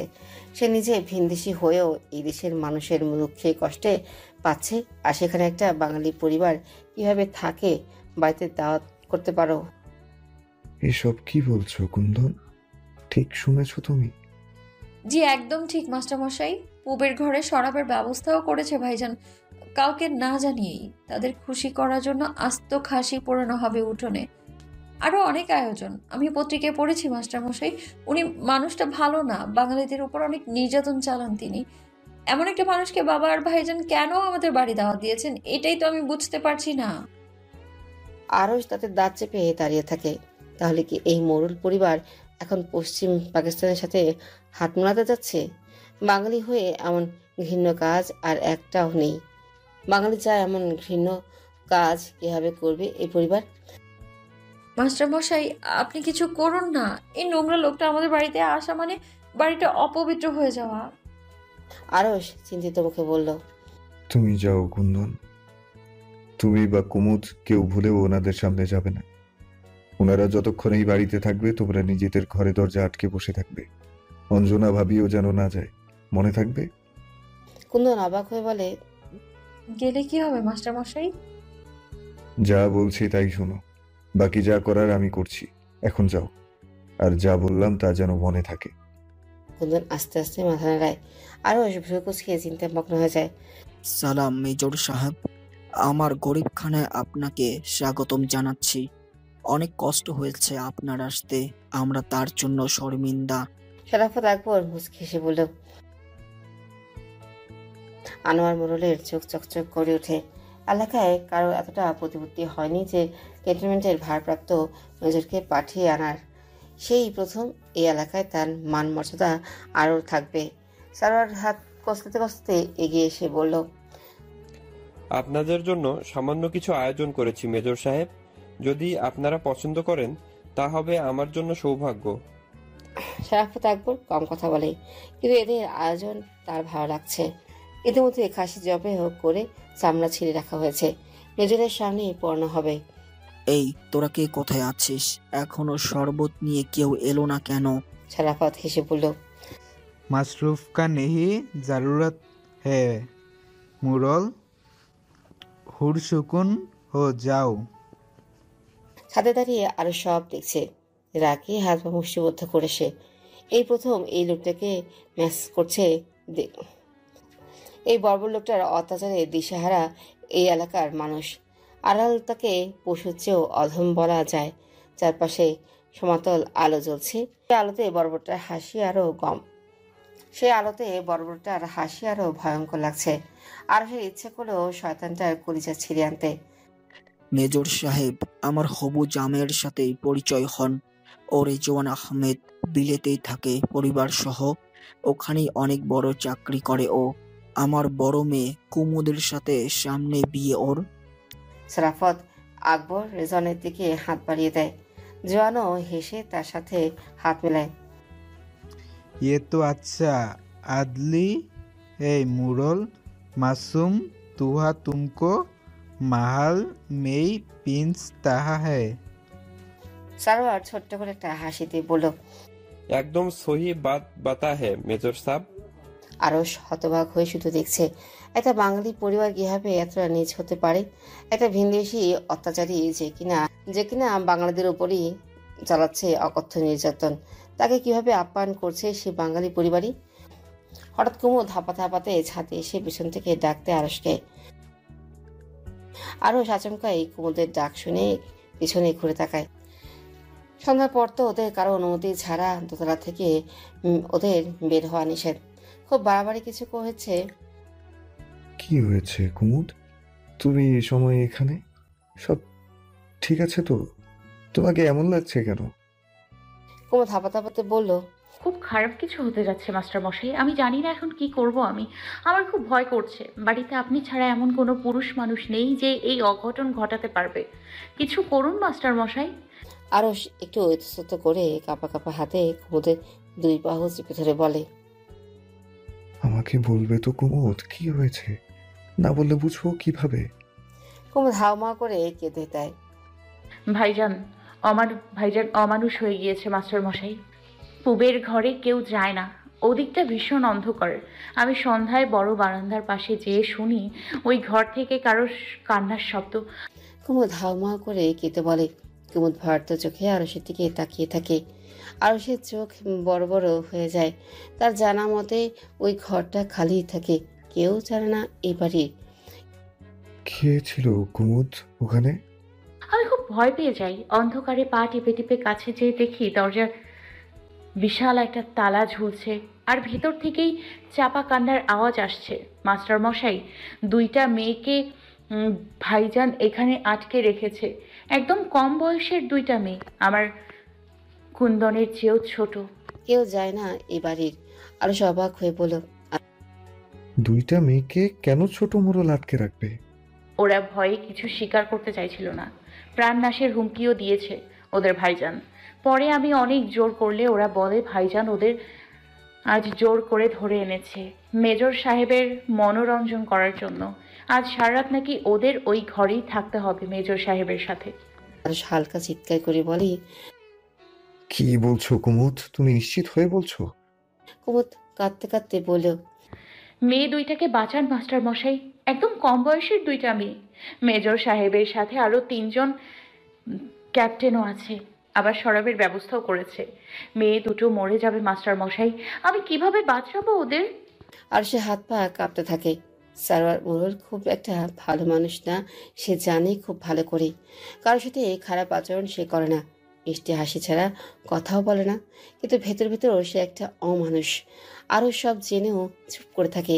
কিন্তু সে এতটাও নিচে নেমে গিয়েছে ভাবতেই পারেনি আরসকে চুপ থাকতে দেখে কুমুদ আবারও চিৎকার করে ওঠে। আমার মন জানে মাস্টার মশাই, এই বাড়িতে কোনো পুরুষের যদি সত্যিকারের মেরুদণ্ড থাকে তাহলে তা আপনি। আমি অনেক আশা নিয়ে আপনার কাছে এসেছি, মা, কুন্দন সবাই দোতলায়, তাদের চোখ ফাঁকি দিয়ে এসেছি আমি। আমাকে ফিরিয়ে দেবেন না মাস্টার মশাই, আমি চাই না মেয়ে দুটোর রক্তে এই মোড়ল বাড়ি ভেসে যাক। আরস ক্লান্ত গলায় বলেও, আমি কি করতে পারি কুমুদ? কি করার ক্ষমতা আছে আমার? কুমুদ বিস্ফোরিত চোখে আরসের দিকে তাকায়। কিছুটা ছিটকে যায় সে। এই বাড়িতে আপনাকেই শুধু পুরুষ বলে মনে হয়েছিল আমার, বাকি সবাই কাপুরুষ। সে আপনিও কিছু করতে পারবেন না বলছেন? আরস চুপ করে থাকে মাথা নিচু করে। কুমুদ বিষণ্ণ গলায় হঠাৎ বলল, আজ মেয়ে দুটোর জায়গায় আমি থাকলেও এভাবে চুপ করে থাকতেন আপনি মাস্টার মশাই? আরস ঝট করে কুমুদের দিকে তাকায়। তার চোখ জোড়া আগুনের মতো জ্বলে ওঠে। খাওয়া দাওয়ার আয়োজন প্রায় শেষের দিকে। মেজর আর 3 ক্যাপ্টেন ভরপেট খেয়েছে, এখন আর নড়তেই পারছে না তারা। ये खाना तो बहुत अच्छा है मुरल, मासूम तुआ है, जन्नते आई है। আনোয়ার মোড়ল খুশিতে টকমক করতে থাকে। লোকমুখে সে শুনেছে এই মেজর নাকি মানুষরূপী পশু। বাঙালিদের উপর তার খুব রাগ, কিন্তু কই এমন কিছু তো দেখছে না সে। তার তো মনে হচ্ছে যেন ফেরেশতা। এমন নিরহংকার একজন মানুষ তার বাড়িতে পদধূলি দেওয়ায় নিজেকে ধন্য মনে হচ্ছে তার এখন। আনোয়ার মোড়ল শব্দ করে হেসে বলল, শুক্রিয়া মেজর সাহেব, অনেক শুক্রিয়া। শরাফত আকবর এবার রিজওয়ানের দিকে তাকিয়ে বলল, तुम्हारा बीबी का नाम कुदुम है ना? मुरल का लड़की, मतलब ये महल का शहजादी। রিজন আচোখে সারোয়ারের দিকে তাকিয়ে মুচকি হাসে। আনোয়ার মোড়ল আর সারোয়ার দুজনেরই মুখই ফ্যাকাশে হয়ে যায়। যদি আবার ওই মেজর কুমুদকে দেখতে চায়, তারা তো কখনোই চায় না এদের সামনে নিজেদের মেয়েকে নিয়ে আসতে। শরাফত একবার এবার সারোয়ারের দিকে তাকিয়ে বলে, लगता है तुम्हारा बहन खूबसूरत लड़की है, चाँद की तारा। সারোয়ার অস্বস্তিতে জোর করে একটু হাসে। কোনোভাবেই যেন এই লোক আবার কুমুদকে দেখার আবদার করে না বসে। যদি দেখতে যায় কিভাবে নিষেধ করবে তারা। আর তার বোনের সৌন্দর্য দেখে যদি অন্য কোনো প্রস্তাব দেয় এই লোক, এদের বিশ্বাস নেই। কিন্তু শরাফত আকবর আর ওদিকে কথা বাড়ায় না, ক্যাপ্টেনদের সাথে নিচু স্বরে কিছু বলতে থাকে। সারোয়ার এবার একটু অবসর পেয়ে আনোয়ার মোড়লের হাত ধরে তাকে টেনে আনে। বাবা, তুমি ঘুমাতে যাও, আমি আজ রাতে মেজর সাহেব আর ক্যাপ্টেনদের থাকার ব্যবস্থা করেছি বাড়িতে। আনোয়ার মোড়ল ভ্রু কুঁচকে বলল, কার অনুমতি নিয়ে এই সিদ্ধান্ত নিয়েছো তুমি সারোয়ার? কত বড় লায়েক হয়ে গিয়েছো যে আজকাল আমার কাছ থেকে কোনো কিছু শুনে নেওয়ার প্রয়োজন মনে করো না। বাইরের 4জন পুরুষ যাদের আমরা চিনি না আর যারা এত ক্ষমতাবান, তারা রাতেই বাড়িতেই থাকবে। তোমার মা, স্ত্রী আর 2 বোন যে বাড়িতে আছে, এই কথা কি ভুলে গিয়েছো? সারোয়ার বাবার গলায় উত্তাপ টের পায়। আনোয়ার মোড়ল অল্পতেই রেগে উঠে চিৎকার চেঁচামেচি করে, কিন্তু আবার অল্পতেই রাগ পানি হয়ে যায়। সারোয়ার একদম বিপরীত, সে যা করে চুপচাপ নিভৃতে। আহা বাবা, আমি যা করেছি অনেক ভেবেচিন্তেই করেছি। তুমি তো জানোই আমি চিন্তা ভাবনা না করে কোনো কাজ করি না। কি চিন্তা করেছো এখানে তুমি? একটু ভেবে দেখো বাবা, আসন্ন নির্বাচনে তুমি নমিনেশন পেতে চাও না? তোমার কতদিনের স্বপ্ন। আনোয়ার মোড়লের চোখ চকচক করে ওঠে। সারোয়ার বাঁকা ঠোঁটে হাসে কিঞ্চিত। যদি মেজর সাহেবকে খুশি করতে পারো বাবা, নমিনেশন তো তোমার হাতের মুঠোয় চলে আসবে। আনোয়ার মোড়ল লোভাতুর দৃষ্টিতে ছেলের দিকে তাকিয়ে বলে, তুই তো সুদূর প্রসারী চিন্তা করেছিস সারোয়ার। সত্যি তোকে নিয়ে গর্ব হচ্ছে আমার। সারোয়ারে মুচকি সে মনে মনে বলল, ওই আশাতেই থাকো বাবা, তোমাকে তো আমি নমিনেশন পেতেই দিব না। তাহলে আমার এতদিনের ইচ্ছা পূরণ হবে কি করে? মেজরকে খুশি করে উপর মহল পর্যন্ত তো আমি পৌঁছাবো, তুমি শুধু দেখতে থাকো। কি যে বলো না বাবা, সব তো শিখেছি তোমার হাত থেকেই। আনোয়ার মোড়ল গলাটা নামিয়ে বলে, তা সব আয়োজন হয়েছে তো? তুমি কোনো চিন্তা করো না বাবা, শহর থেকে দামি শরাবের ব্যবস্থা ইতিমধ্যেই করে ফেলেছি ওনাদের আপ্যায়নের জন্য। ওনারা খুশি মনে কাল এখান থেকে বিদায় নিবে, তুমি লিখে রাখো। 2টা মেয়ের বিষয়টা সারোয়ার চেপে গেল। আনোয়ার মোড়ল কখনোই এসব পছন্দ করেন না। কোনো যে এই প্রাসাদ সম বাড়ি জমিদারি সবকিছুর মালিকানা আনোয়ারের, তাকে রাখিয়ে সারোয়ার কিছু করতেই চায় না। তা কোন ঘরে ওনাদের থাকার ব্যবস্থা করেছো? সারোয়ার একটু থমকে যায়। পূর্বের ঘরটা তার দাতাজান জাহাঙ্গীর মোড়লের। ওই ঘরে কিছু কারণে ওদের সবার প্রবেশ নিষেধ, কিন্তু ঘরটা একদম পুকুরের পাশে হওয়ায় ওখান থেকে জোরে কেউ চিৎকার করলেও বাড়ির বাইরে কেউ শুনতেই আসবে না। আর ওদিকে যাতায়াতে নিষেধ থাকায় বাড়ির কেউ বিরক্ত করতে যাবে না। সবকিছু ভেবে ও ঘরটাই বেছে নিয়েছে সারোয়ার। কি হলো, চুপ করে আছো কেন? সেলিম বা কামরুল কাউকে বলে ঘরটা পরিষ্কার করাতে হবে তো। সারোয়ার মেয়েকে হাসি দিয়ে বলল, বাবা, তুমি কেন এত দুশ্চিন্তা করছো? ছেলের ওপর একটু ভরসা নেই তোমার? আমি সব ব্যবস্থা করে রেখেছি তো, তুমি একদম ভেবো না। তুমি আসো তো, অনেক রাত হয়েছে, ঘুমাতে যাও। এদিকটা সব দেখছি আমি। আনোয়ার মোড়ল একটু অবাক হয়ে ছেলের দিকে তাকায়। সারোয়ার কি কিছু লুকাতে চাচ্ছে তার কাছ থেকে? এমন হড়বড় করে কথা বলছে কেন? যদিও তার ছেলে অতি বুদ্ধিমান, এই তল্লাটে সারোয়ার মোড়লের মধ্যে ধূর্ত বুদ্ধির মানুষ একটাও নেই। আনোয়ার মোড়ল চিন্তিত মুখে বলল, কুমুদ আর কুন্দনকে বলবে তারা যেন ঘর থেকে বের না হয়। তুমিও বেশি রাত না করে নিজের ঘরে চলে যাবে বৌমার কাছে। সব মনে থাকবে বাবা, এবার তুমি ঘুমাতে যাও। আনোয়ার মোড়ল বারবার ইতস্তত করছিল। সারোয়ার বিরক্ত মুখে বাবার দিকে তাকায়, কিচ্ছু বলে না। বারবার দোতলার পূবের ঘরটার দিকে নজর বোলায় সে। কতক্ষণে পাখি দুটোকে মারবে সেই অস্থিরতায় ঘামছে সে। উত্তেজনায় জিভ দিয়ে ঠোঁট চেটে নেয় বার কয়েক। শরাফত আকবরের চোখ চকচক করছে উত্তেজনায়। এরই মধ্যে কয়েক পেগ গলায় ঢেলেছে। এগুলো তার কাছে কিছুই না, তার নেশা এত সহজে আসে না। কিন্তু বাঙালি মেয়েদের সৌন্দর্যে এসে মুগ্ধ। একদম কম বয়সী 2টো মেয়ে। বয়স কত হবে? খুব বেশি হলে 16 কি 17। একজনের গায়ের রং কিছুটা শ্যামলা, অনেক চিকন, লম্বা চুলগুলো 2 বেনি করা। বোধ হয় চোখে কাজল দেওয়া ছিল। কাঁদতে কাঁদতে কাজল লেপটে চেহারায় অন্যরকম মাধুর্য এনে দিয়েছে। অন্যজনের গায়ের রং তুলনামূলক পরিষ্কার আর কিছুটা স্বাস্থ্যবতী। ভারী কোমরের দিকে তাকিয়ে শরাফত আকবর রোমাঞ্চিত হয়। সারোয়ার শরাফতের কাছে এসে ফিসফিস করে বলল, আপনাদের জন্য এই সামান্য আয়োজন ছিল মেজর সাহেবের। আপনাদের জন্য এই সামান্য আয়োজন ছিল মেজর সাহেব। পছন্দ হয়েছে তো আপনার? শরাফত ঘোর লাগা চোখে মেয়ে দুটোর দিকে তাকিয়ে বলল, लड़की कहाँ है मुरल? लगता है ये तो जन्नत का हूर। मुझे ये बहुत पसंद आया। সারোয়ার পূর্ণ দৃষ্টি মিলে মেয়ে দুটোর দিকে তাকায়। ভয় কাঁপছে ওরা, একদম ভীত হরিণীর মতো। সারোয়ার শরাফত আকবরের দিকে তাকিয়ে দেখে সেও মুগ্ধ দৃষ্টিতে মেয়ে দুটোকে দেখছে। এক নাগারে কাঁদছে কুমুদ। অঞ্জনা আর কুন্দন তাকে থামাতে পারছে না। মেয়ে দুটোর জন্য অসম্ভব কষ্ট হচ্ছে তার। আজ যদি ওদের জায়গায় সে আর তার ছোট বোন থাকতো, শুধুমাত্র মেয়ে দুটোর তার বাবার মতো প্রতিপত্তি আর টাকা নেই, তাই এভাবে বলি হতে হলো তাদের। যদি মরে যায় ওরা। কুমুদ, শান্ত হও বোন আমার। আমার কথাটা একবার ভাবো। বাবা মা বিশ্বাস করে এ আমাকে কার হাতে তুলে দিল? এর থেকে তো বন জঙ্গলের পশুও ভালো। আমি তো যে কয়টা দিন বাঁচবো, জীবিত থেকেও যেন মরে যাব। অঞ্জনা নিঃশব্দে কাঁদতে থাকে। তার স্বামী খুব একটা ভালো মানুষ নয় সে জানে, কিন্তু এতটা নিজ সে কখনোই ভাবতেই পারেনি। শেষ পর্যন্ত কিনা একটা ভিনদেশিকে খুশি করতেই দুটো অসহায় মেয়েকে ধরে আনবে বাড়িতে।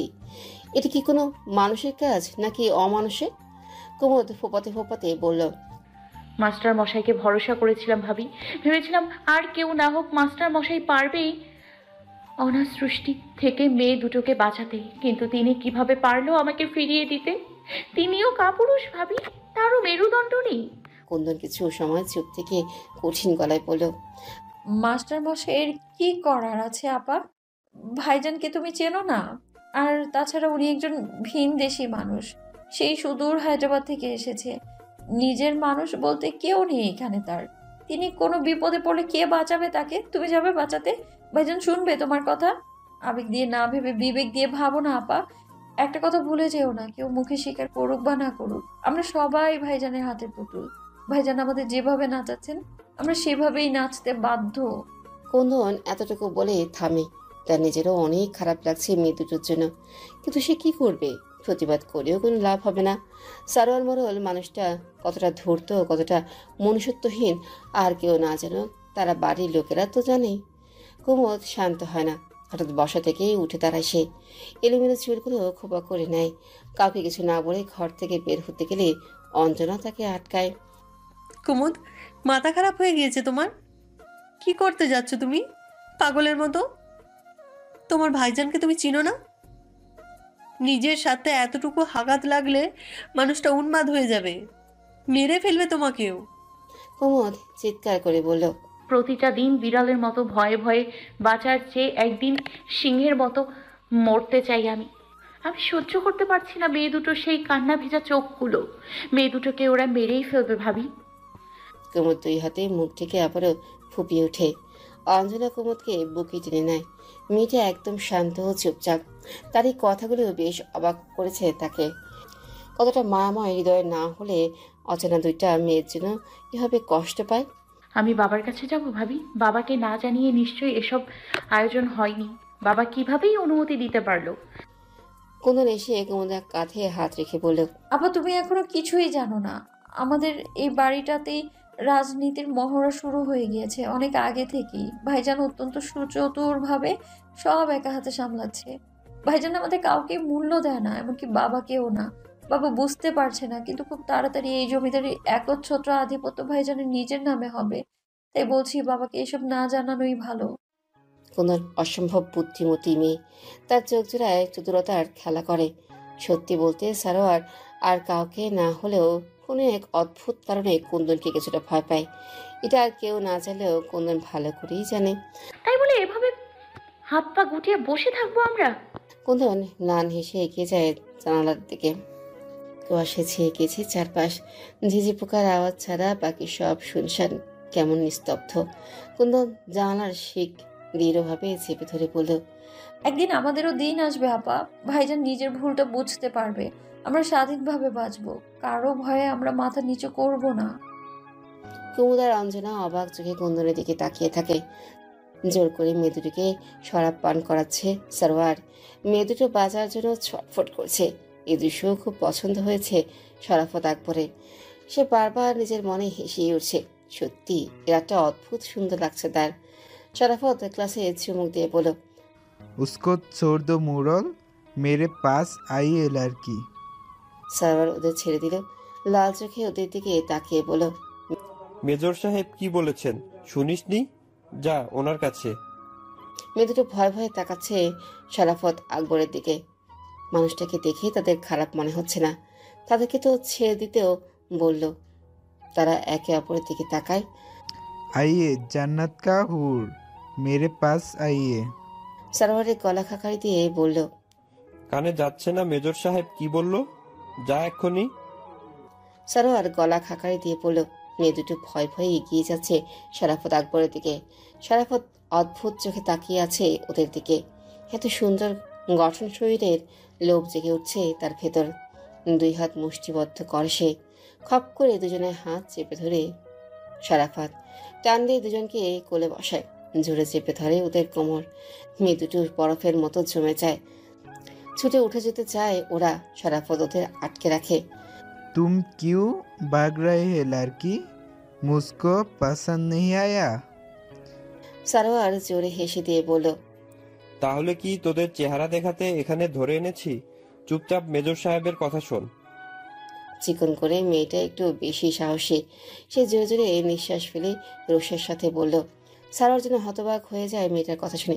এত বড় সাহস! এই গ্রামে কারো সাহস নেই সারোয়ার মোড়লের উপর কথা বলার। আর এই বাচ্চা মেয়েটা কিনা তাকে ভয় দেখাচ্ছে। সারোয়ার ঝড়ের বেগে ছুটে এসে মেয়েটার গালে সপাটে একটা চড় বসিয়ে দেয়। এটা একটু ছিটকে যেয়ে পড়ে হাউমাউ করে কেটে দেয়। শরাফত আকবর দ্রুততার সাথে আবারও তুলে নেয়। मुरल, हुर सुकून तो जाओ, मुझे ये नहीं पसंद करता है। সারোয়ার এখনো শান্ত হতে পারে না। রাগে তার শরীর কাঁপছে। শরাফত হঠাৎ মেয়েটাকে নিজের মুখের অনেকটা কাছে টেনে নিয়ে আসে। ভয়ে মেয়েটা চোখ বন্ধ করে ফেলে। লোকটার মুখ থেকে শরাবের দুর্গন্ধ আসছে। মেয়েটা চিৎকার করতে যাবে ঠিক এমন সময় দরজায় কারো করাঘাত শুনে ওরা থমকে যায়। সবচেয়ে অবাক হয় সারোয়ার। এখন এখানে কে আসবে? তা যেখানে আছে তা তার বাবা ছাড়া তো আর কেউ জানে না। তার বাবার তো এত রাতে জেগে থাকার কথা নয়। তাহলে কে আসবে? কেউ তো আসে না পুবের এই পাশটায়। সারোয়ার গম্ভীর গলায় বলল, কে ওখানে? ছোট মুরুল সাহেব, দরজা খুলুন, আমি আরস। অসম্ভব গম্ভীর পুরুষালী কণ্ঠস্বর শুনে আচমকায় চমকে গেল সারোয়ার। মাস্টার মশাই কিভাবে জানে তারা এখানে? তাহলে কি রেজওয়ান জানিয়ে দিল? রেজওয়ানকে বিশ্বাস করে কি ভুল করলো সে? এখানে আসার ব্যাপারে নিমরাজি ছিল সে। আশাটাকে জানিয়েছে তার শরীর ভালো লাগছে না, তাই বলে মাস্টার মশাইকে জানাবে সে? সারোয়ার গলা উঁচু করে বলল, এখানে কেন এসেছো মাস্টার? চলে যাও এখান থেকে, না হলে খারাপ হয়ে যাবে। আপনি দরজাটা খুলুন ছোট মোড়ল, না হলে সত্যি খারাপ হয়ে যাবে। সারোয়ারের প্রচন্ড রাগ হওয়া উচিত, কিন্তু কেন যেন সে ভয় পাচ্ছে। এটা কি আরশের বলিষ্ঠ কণ্ঠের জন্য, নাকি কোনো পাপ কাজ করতে যাচ্ছে সে তার জন্য?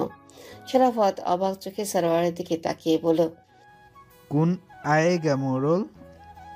সারোয়ার হালকা হেসে বলল, ও কিছু না মেজর সাহেব, আমি সামলে নিচ্ছি, আপনি আরাম করে বসুন। এরপর দরজার দিকে তাকিয়ে দাঁতের দাঁত চেপে বলল, অতি বার বেরো না মাস্টার, তোমাকে 2 আঙ্গুলে পিষে ফেলার ক্ষমতা রাখি আমি। নিজের মুখটা বন্ধ করে এখান থেকে চলে যাও। তুমি কিছুই জানো না, এটা মনে রাখবে। দরজা খুলুন, একবারই বলবো আর বলবো না। সারোয়ার এবার আরো জোরে চিৎকার করে বলল, এই তুই কি করবি? দরজা না খুললে একদম হায়দ্রাবাদে পাঠিয়ে দিব বেশি কথা বললে। সেখান থেকে পালিয়ে এই দেশে এসে আমাদের আশ্রয় না পেলে কোথায় ভেসে যেতিস? আরো শান্ত স্বরে বলল। প্রয়োজনে দরজা ভাঙবো আমি। সারোয়ার সেদিকে অগ্নি দৃষ্টি ফেলে শরাফতের দিকে তাকিয়ে বলল, আপনি আপনার কাজ করুন মেজর সাহেব, ওদিকটায় আমি সামলে নিব। ওপাশ থেকে আর কোনো আওয়াজ পাওয়া যায় না। শরাফত আবারও এগিয়ে যায় মেয়ে দুটোর দিকে। ওদের আর্তচিৎকারে বাতাস ভারী হয়ে মোড়ল বাড়ির পূব পাশটা। ঠিক এমন সময় বিকট একটা শব্দে কেঁপে ওঠে ওরা। মেয়ে দুটোর ভয় পাওয়ার কথা, কিন্তু ওদের কেন যেন মনে হচ্ছে বিপদ কেটে যাচ্ছে। ওরা দূরে ছিটকে যেয়ে দাঁড়ায়। ওদের মুখে হাসি ফুটে ওঠে। কেউ একজন ভারী কিছু দিয়ে দরজায় প্রায় ভেঙেই ফেলেছে। ওরা এখনো জানে না এই জালিমদের হাত থেকে মানুষটা তাদের রক্ষা করতে পারবে কি না। কিন্তু ডুবন্ত মানুষ বাঁচার জন্য যেমন খড়কুটো আঁকড়ে ধরে, ওরাও তেমনি। শরাফত আকবর উঠে দাঁড়ায়। তিনজন ক্যাপ্টেন তিন দিক থেকে অবস্থান নেয় তার সামনে। সারোয়ার রাগে কাঁপছে থরথর করে। ঘরে ঢুকে প্রায় 6 ফুটের লম্বা বলিষ্ঠ স্বাস্থ্যের সুপুরুষ আরস, যার গভীর চোখ জোড়ায় দৃষ্টি ভেদ করে পৌঁছে যায় অন্তর পর্যন্ত। শরাফত ভ্রুকুচকে সারোয়ারের দিকে তাকিয়ে বলল, ये कौन है? इसकी इतनी हिम्मत कैसे हुआ? সারোয়ার আরসের মুখোমুখি দাঁড়ায়। তার দৃষ্টি দেখে যে কেউ ভয় পেয়ে যাবে, কিন্তু আরস নির্বিকার। সে নির্লিপ্ত চোখে তাকিয়ে আছে মেয়ে দুটোর দিকে। সে যখন ভারত ছেড়ে বাংলাদেশে এসেছিল তখন তার নিজের ছোট বোন দুটো অনেক ছোট। ওরা নিশ্চয়ই এতদিনে অনেক বড় হয়ে গিয়েছে। হতে পারে এই মেয়ে দুটোর মতোই। সেইখানে অচেনা দুটা মেয়েকে দেখছে না, দেখছে তার রেখে আসা দুই বোনকে। আরস ভরসা দৃষ্টিতে তাকায় ওদের দিকে। ওরা খুশিতে কাঁপছে। ওদের বাঁচাতে যারা স্বয়ং সৃষ্টিকর্তা কোনো মানুষরূপী ফেরেশতা পাঠিয়েছেন। তোমার সাহস কিভাবে হয় মাস্টার? তুমি কিভাবে দরজা ভেঙে ঘরে ঢুকে যাওয়ার সাহস দেখাতে পারো? তোমাকে যে আমি এখনই পুঁতে ফেলতে পারি এটাও জানো তুমি? আরস একটা ছোট্ট হাসি ঠোঁটের কোণে ঝুলিয়ে বলল, আপনি কিছুই করতে পারবেন না ছোট মোরল সাহেব। আমি এখানে আসার আগেই ছোট একটা চিঠি লিখে আমার সহ সম্পাদকের বাড়িতে রেখে এসেছি। আমি যদি এখান থেকে না ফিরি আগামীকাল সকালেই সমস্ত কাগজের পাতায় আপনার এসব নোংরামির খবর ছাপা হয়ে যাবে। গ্রামের মানুষ একজোট হয়ে আপনাকে রুখে দিতে আসলে আপনার কি ক্ষমতা আছে তাদের আটকানোর? আপনার এই মেজরও তখন আপনাকে বাঁচাতে আসবে না। সারোয়ার রাগে হতবিহ্বল হয়ে গিয়েছে। সামনা আশ্রিত লজিং মাস্টারের সাহস দেখে অবাক হওয়ার পালাও অতিক্রম করে ফেলেছে সে। তাতে দাঁত চেপে সারোয়ার বলল, কি চাও তুমি? তুমিও চাইলে মেয়েগুলোর থেকে ভাগ করতে পারো। আরো শব্দ করে হাসতে থাকে। উপস্থিত সবাই হতবাক হয়ে ওর হাসি দেখে। আরো আস্তে আস্তে মেজদের সামনে এসে দাঁড়ায়। শরাফত ভ্রুকুচকে তাকিয়ে আছে তার দিকে। খামোশ, यहाँ से निकल जाओ मेजर, वरना बहुत बुरा होगा। শরাফত ধারণাই করতে পারেনি একজন বাঙালি এত স্পষ্ট তার ভাষায় কথা বলতে পারে। সে তো জানেই না তার সামনে দাঁড়ানো এই সুপুরুষটি বাঙালি নয়। আনোয়ার ছুটে এসে আরসের এক বাহু ধরে তাকে ধাক্কা দেয়। মাস্টার, শেষ করে দিব তোমাকে। মেজর সাহেবের কাছে ক্ষমা চাও বলছি। আরস নির্বিকার গলায় বলল, আপনার মেজরকে বলুন মেয়ে দুটোর কাছে ক্ষমা চাইতে, না হলে আজ আপনাদের এই কুকীর্তির কথা পুরো গ্রাম জানবে। সারোয়ার চিৎকার করে বলল, মাস্টার!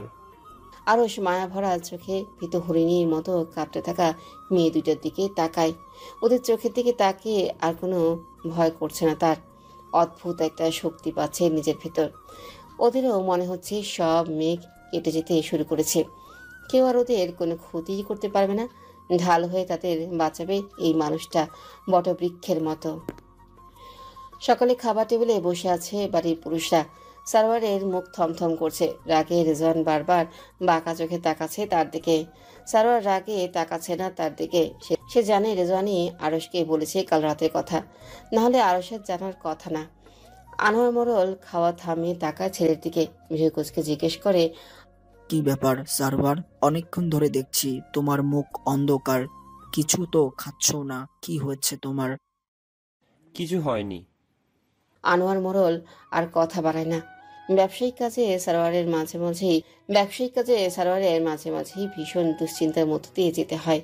তখন সে এভাবেই চুপচাপ থাকে। আনোয়ার মোড়ল আর মাথা না ঘামিয়ে চুপচাপ খেতে থাকে।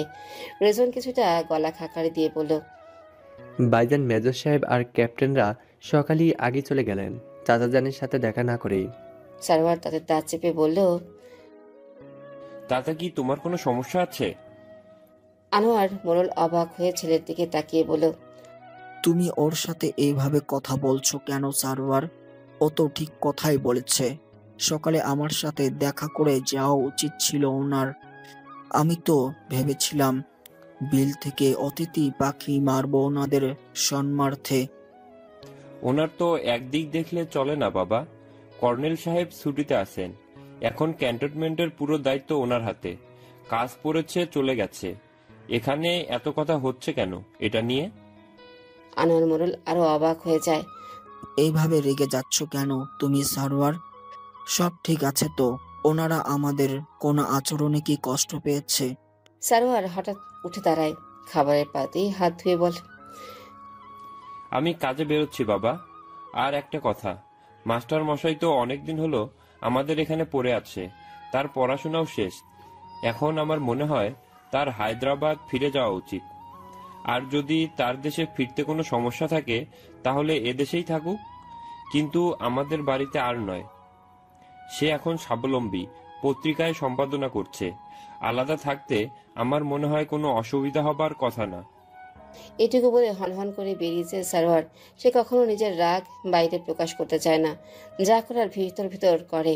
কিন্তু গতকাল রাতের পর সে চাইলেও শান্ত হতে পারছে না। মেজর সাহেব রাগে কাঁপতে কাঁপতে রাতেই মোড়ল বাড়ি ছেড়েছে। অনেক রেগে গিয়েছে সারোয়ারের উপর সে। আনোয়ার মোড়ল হতভম্ব হয়ে রিজওয়ানের দিকে তাকিয়ে বলল, কি হলো বলো তো রেজওয়ান? সারোয়ার তো কখনো এইভাবে রেগে যায় না। আর মাস্টার মশাইয়ের এখানে থাকতেই বা কি সমস্যা হলো ওর? এখনো কুন্দনের পড়াশোনা বাকি। রিজওয়ান চুপ করে থাকে। সে কিছু জিনিস আন্দাজ করতে পারছে। গতকাল অনেক জোরে একটা শব্দ হওয়ায় কিছুটা চমকে যায় রিজওয়ান। তাকে যে ঘরটায় থাকতে দেওয়া হয়েছে সেটা পূর্বের ওই ঘরটার অনেকটাই কাছে। শব্দটা শুনে ঘর থেকে বের হয়ে আসে সে। সে যেহেতু জানে আজ রাতে ওই ঘরে কি হতে যাচ্ছে, তাই সে সাবধানে ঘরের বাইরে লুকিয়ে পড়ে। কিন্তু ঘরের মধ্যে কে কে আছে আর কি কথা হচ্ছে বাইরে থেকে শুনতে পারে না। কিছুক্ষণের মধ্যেই দেখে মেজর সাহেব হন্তদন্ত হয়ে ঘর থেকে বের হচ্ছে। রাগে তার মুখ থমথম করছে। পেছন পেছন বেরিয়ে আসে তার তিন ক্যাপ্টেনও।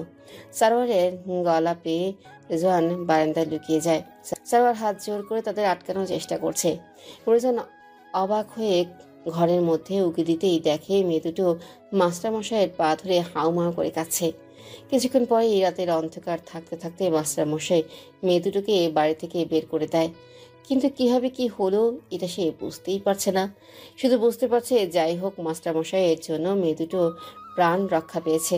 এই প্রথম ওই মানুষটার জন্য ভেতর ভেতর একটা শ্রদ্ধা জেগে ওঠে রেজওয়ানের। তার মন চাচ্ছে মাস্টারমশাইয়ের সাথে একটু গল্প করতে, যদিও একটু বাচ্ছে তার, কারণ পূর্ব অভিজ্ঞতা তার ভালো না। সে মাস্টারমশাইয়ের সাথে খুব একটা ভালো ব্যবহার করেনি এর আগে। কিন্তু মানুষটার সাহসের তারিফ করতে হয়। পানিতে বাস করে কুমিরের সাথে দ্বন্দ্বে জড়ানোর মতো বুকের পাটা শুধু সুপুরুষদেরই থাকে। নিজের ঘরে বসে পত্রিকার জন্য ইংরেজি আর্টিকেল লিখছে আয়ুষ। তার চোখ জোড়া জবা ফুলের মতো লাল হয়ে আছে। গতকাল রাতে এক ফোঁটাও ঘুম হয়নি তার। সে জানে সে সাপের গর্তে হাত ঢুকিয়েছে। এর ফল যে একদমই ভালো হবে না এটাও সে বুঝতে পারছে। সারোয়ার মোড়ল রেখে গেলে পশুর চেয়েও হিংস্র হয়ে যেতে পারে। কিন্তু এই ছাড়া তার আর কি করার ছিল? হঠাৎ আরো সে হৃৎপিণ্ড থমকে যায়। হাতুড়ি পেটা হয় বুকের ঠিক বাম পাশটায়। সে পেছনে না তাকেও প্রেয়সী স্পর্শ বুঝতে পারে। একজন পুরুষ যতই সাহসী আর বীর হোক, প্রিয়তমার স্পর্শে তাকে কাতর হতে বাধ্য। আরও সেই পুরো শরীর বরফের মতো জমে শক্ত হয়ে যায়। কুমুদ পা টিপে টিপে এসে ঠিক আরসের পিছনে এসে দাঁড়িয়েছে অনেকক্ষণ। আরস আর্টিকেলটা দেখা এতটাই মগ্ন যে খেয়ালও করেনি। কুমুদ হঠাৎ পেছন থেকে দুই হাতে তাকে জাপটে ধরেছে। আরসের খোল লাগে এমন মিষ্টি একটা গন্ধে। মনে হচ্ছে হাজার হাজার বকুল ফুল তার শরীরে মেখে আছে। কুমুদের কোমল হাত জোড়া তার বক্ষ চেপে আছে। বাঁকা ঠোঁটে মুচকি হাসে আরস। এরপর একটা সাহসী কাজ করে সে। কুমুদের হাত জোড়ায় ছোট্ট করে ঠোঁট ছোঁয়ায়। সাথে সাথে কুমুদের কম্পন টের পায় সে। আরসকে ছেড়ে দিয়ে মাথা নিচু করে দাঁড়ায় সে পাশে। আরস ঘাড় ঘুরিয়ে তাকায় কুমুদের দিকে। ওর পাতলা ঠোঁটগুলো তিত্তির করে কাঁপছে। হালকা সবুজ শাড়িতে কি মোহনীয় লাগছে তাকে। মনে হচ্ছে ছোট্ট একটা টিয়া ঝড়ে উড়ে এসে কাঁপছে তার সামনে। কুমুদ, তাকাও আমার দিকে। আরসের ভরাট গলার সামনে আরো মিইয়ে যায় কুমুদ। ভীষণ লজ্জা করছে এখন তার। কি করে বসলো সে? নাইলেই বুঝি ভালো হতো। আরস উঠে দাঁড়ায়, বা হাতে দুই আঙ্গুল দিয়ে কুমুদের থুতনি উপরে উঠায়। কুমুদ সাথে সাথে চোখ বন্ধ করে ফেলে। সকাল সকাল আমার জন্য এত বড় চমক? আমি আসছি মাস্টার মশাই, আমাকে না পেলে নিচে খোঁজাখুঁজি শুরু হয়ে যাবে। এই বলে কুমুদ দৌড়ে চলে যেতে গেলেই পেছন থেকে আরস তার হাত ধরে টেনে নিজের কাছে নিয়ে আসে। আরসের বলিষ্ঠ বক্ষের সামনে নিজেকে ক্ষুদ্র মনে হয় কুমুদের। আরস ফিসফিস করে বলে, কিচ্ছু খোঁজাখুঁজি শুরু হবে না কুমুদপতি। এখন বলুন, আপনি আমার কাছে কেন এসেছেন? অধমের প্রতি কোনো আদেশ? কুমুদ পূর্ণ দৃষ্টি মেলে আরসের চোখের দিকে তাকায়। গভীর চোখ জোড়া যেন টকবকে ঘোড়ার ন্যায় উত্তাল। এই চোখ জোড়া যেমন অন্যায়ের বিরুদ্ধে গর্জে উঠতে পারে, তেমন প্রেয়সীর জন্য কোমল হতে পারে। আপনাকে ধন্যবাদ জানাতে এসছি মাস্টারমশাই। গতকাল রাতে আপনি যে দুঃসাহসিকতার কাজ করেছেন, আমি হতবাক হয়ে গিয়েছিলাম। আপনি না থাকলে কি হতো ওদের? কুমুদ কাঁপা কাঁপা গলায় পড়ল। আরও সাথে সাথেই কুমুদকে ছেড়ে দেয়। অন্যদিকে তাকিয়ে বলে, নিচে যাও কুমুদ, এমন কিছুই আমি করিনি। কুমুদ ছোট্ট করে হেসে বলল, আপনি যতই লুকানোর চেষ্টা করুন মাস্টারমশাই, আমি সব জানি। আরও ভ্রুকুচকে কুমুদের দিকে তাকিয়ে বলল, কি জানো তুমি? গতকাল রাতে আমার ঘুম আসছিল না, জেগেছিলাম আমি। ভয়ে আর উত্তেজনায় ছটফট করছিলাম নিজের ঘরে। হঠাৎ পূর্বের দিকে অনেক জোরে একটা শব্দ শুনলাম, কোনো ধাতব কিছু দরজা ভাঙার শব্দ। ভয়ে জড়সড় হয়ে যাই আমি। কিন্তু ভাইজানের আদেশ ছিল গতকাল রাতে আমি বা কুন্দন কেউ যেন ঘরের বাইরে না যাই। কিন্তু ভয়ে আমার শ্বাস বন্ধ হয়ে যাওয়ার উপক্রম। আমি জানালা খুলে দাঁড়াই। কিছুক্ষণ পরেই দেখি মেজর সাহেব আর তার 3 ক্যাপ্টেন বেরিয়ে যাচ্ছে বাড়ি ছেড়ে। পেছন পেছন ভাইজানও দৌড়চ্ছে। তার একটু পরেই ওই 2টা মেয়ে কাঁপতে কাঁপতে বাড়ি থেকে বের হয়। আর আপনি আপনার প্রশস্ত বুক মেলে উঠোনে দাঁড়িয়েছিলেন, যতক্ষণ না মেয়ে দুটো বাড়ির সীমানা পার না হয়। আমি বাকি রাত আর ঘুমোতে পারিনি মাস্টারমশাই। অজানা একটা ভালো লাগায় আচ্ছন্ন হয়ে গিয়েছিলাম আমি ভুল মানুষকে ভালোবাসিনি। আমি পৃথিবীর সবচেয়ে নির্ভীক আর শুদ্ধতম একজনের হাত ধরেছি। আরস মাথা নিচু করে চুপচাপ দাঁড়িয়ে থাকে। সে চায়নি গত রাতের কোনো কথা কুমুদ বা এই বাড়ির কেউ জানুক। সে চাইলেই আনোয়ার মোড়লকে তার ছেলে কুকীর্তির কথা জানিয়ে দিতে পারে। সে চাইলেই আনোয়ার মোড়লকে তার ছেলে কুকীর্তির কথা জানিয়ে দিতে পারে, কিন্তু সে জানাবে না। একজন বাবার কাছে তার ছেলেকে সে খারাপ প্রমাণ করতে চায় না। কি হলো মাস্টারমশাই, চুপ করে আছেন কেন? নিচে যাও কুমুদ, কে কখন দেখে ফেলবে, পরে ঝামেলা হবে। কুমুদ লজ্জা মিশ্রিত হাসি হেসে বলে, দেখলে তো ভালোই, আমাদের 4 হাত এক করে দেয়া হবে। আরস নির্লিপ্ত চোখে কুমুদের দিকে তাকায়। মেয়েটা কত অবলীলায় কথাটা বলল। সে কি জানে না এটা কতটা কঠিন? বেশ কিছুক্ষণ যাবৎ আরসের ঘরের বাইরে দাঁড়িয়ে আছে রেজওয়ান। ঘর ভেতর থেকে বন্ধ। সে হয়তো অনেক আগেই দরজা ধাক্কাতো, কিন্তু সে অবাক হয়ে খেয়াল করলো কুমুদের জুতো জোড়া ঘরের বাইরে। এর মানে কুমুদ আছে ঘরের ভেতরে। সে থাকতেই পারে, আরস তার শিক্ষক। কুমুদ তার সাথে দেখা করতে আসতেই পারে, কিন্তু ভেতর থেকে দরজা লাগানো কেন থাকবে? একজন যুবকের ঘরে যেখানে সে একা থাকে, সেখানে একজন যুবতী ঘরের দরজা লাগিয়ে কি প্রয়োজন মেটাতে পারে? আগুন আর ঘি কি একসাথে রাখা সম্ভব? এতে তো আগুনের শিখা আরো বেড়ে যায়। তবে কি মাস্টার মশাইয়ের সাথে কোনো সম্পর্ক আছে কুমুদের, পড়াশোনার বাইরেও? এমন কোনো সম্পর্কও যা দুজনের থাকা উচিত নয়, অন্তত এই বাড়িতে। কপালে বিন্দু বিন্দু ঘাম জমে রেজওয়ানের। হঠাৎ কুমুদ ভেতর থেকে দরজা খুলে দিয়েই সামনেই রেজওয়ানকে দাঁড়িয়ে থাকতে দেখে ভয়াবহভাবে চমকে যায়। পুরো শরীরে যেন বিদ্যুৎ খেলে যায় তার। তার মুখ দরজা খোলার পরেও হাসি এসেছিল, যে হাসিতে একরাশ লজ্জা মাখানো ছিল। তার লজ্জায় লাল হয়ে যাওয়া সেই মুখ আর হাসি চোখ এড়ায়নি রেজওয়ানের। কিন্তু সেই মুখে এখন শুধুই ভয়। যদি তারা কোনো অন্য সম্পর্কে লিপ্ত না হয়, তাহলে কুমুদ ভয় পাচ্ছে কেন? সে তো কুমুদকে কিচ্ছু বলেনি। রেজওয়ান অবাক হয়ে কুমুদের দিকে তাকায়। পেছন পেছন আরস এগিয়ে আসে কুমুদকে ওইভাবে দাঁড়িয়ে থাকতে দেখে। কোনো সমস্যা কুমুদ? হঠাৎ তার নজর যায় রেজওয়ানের দিকে।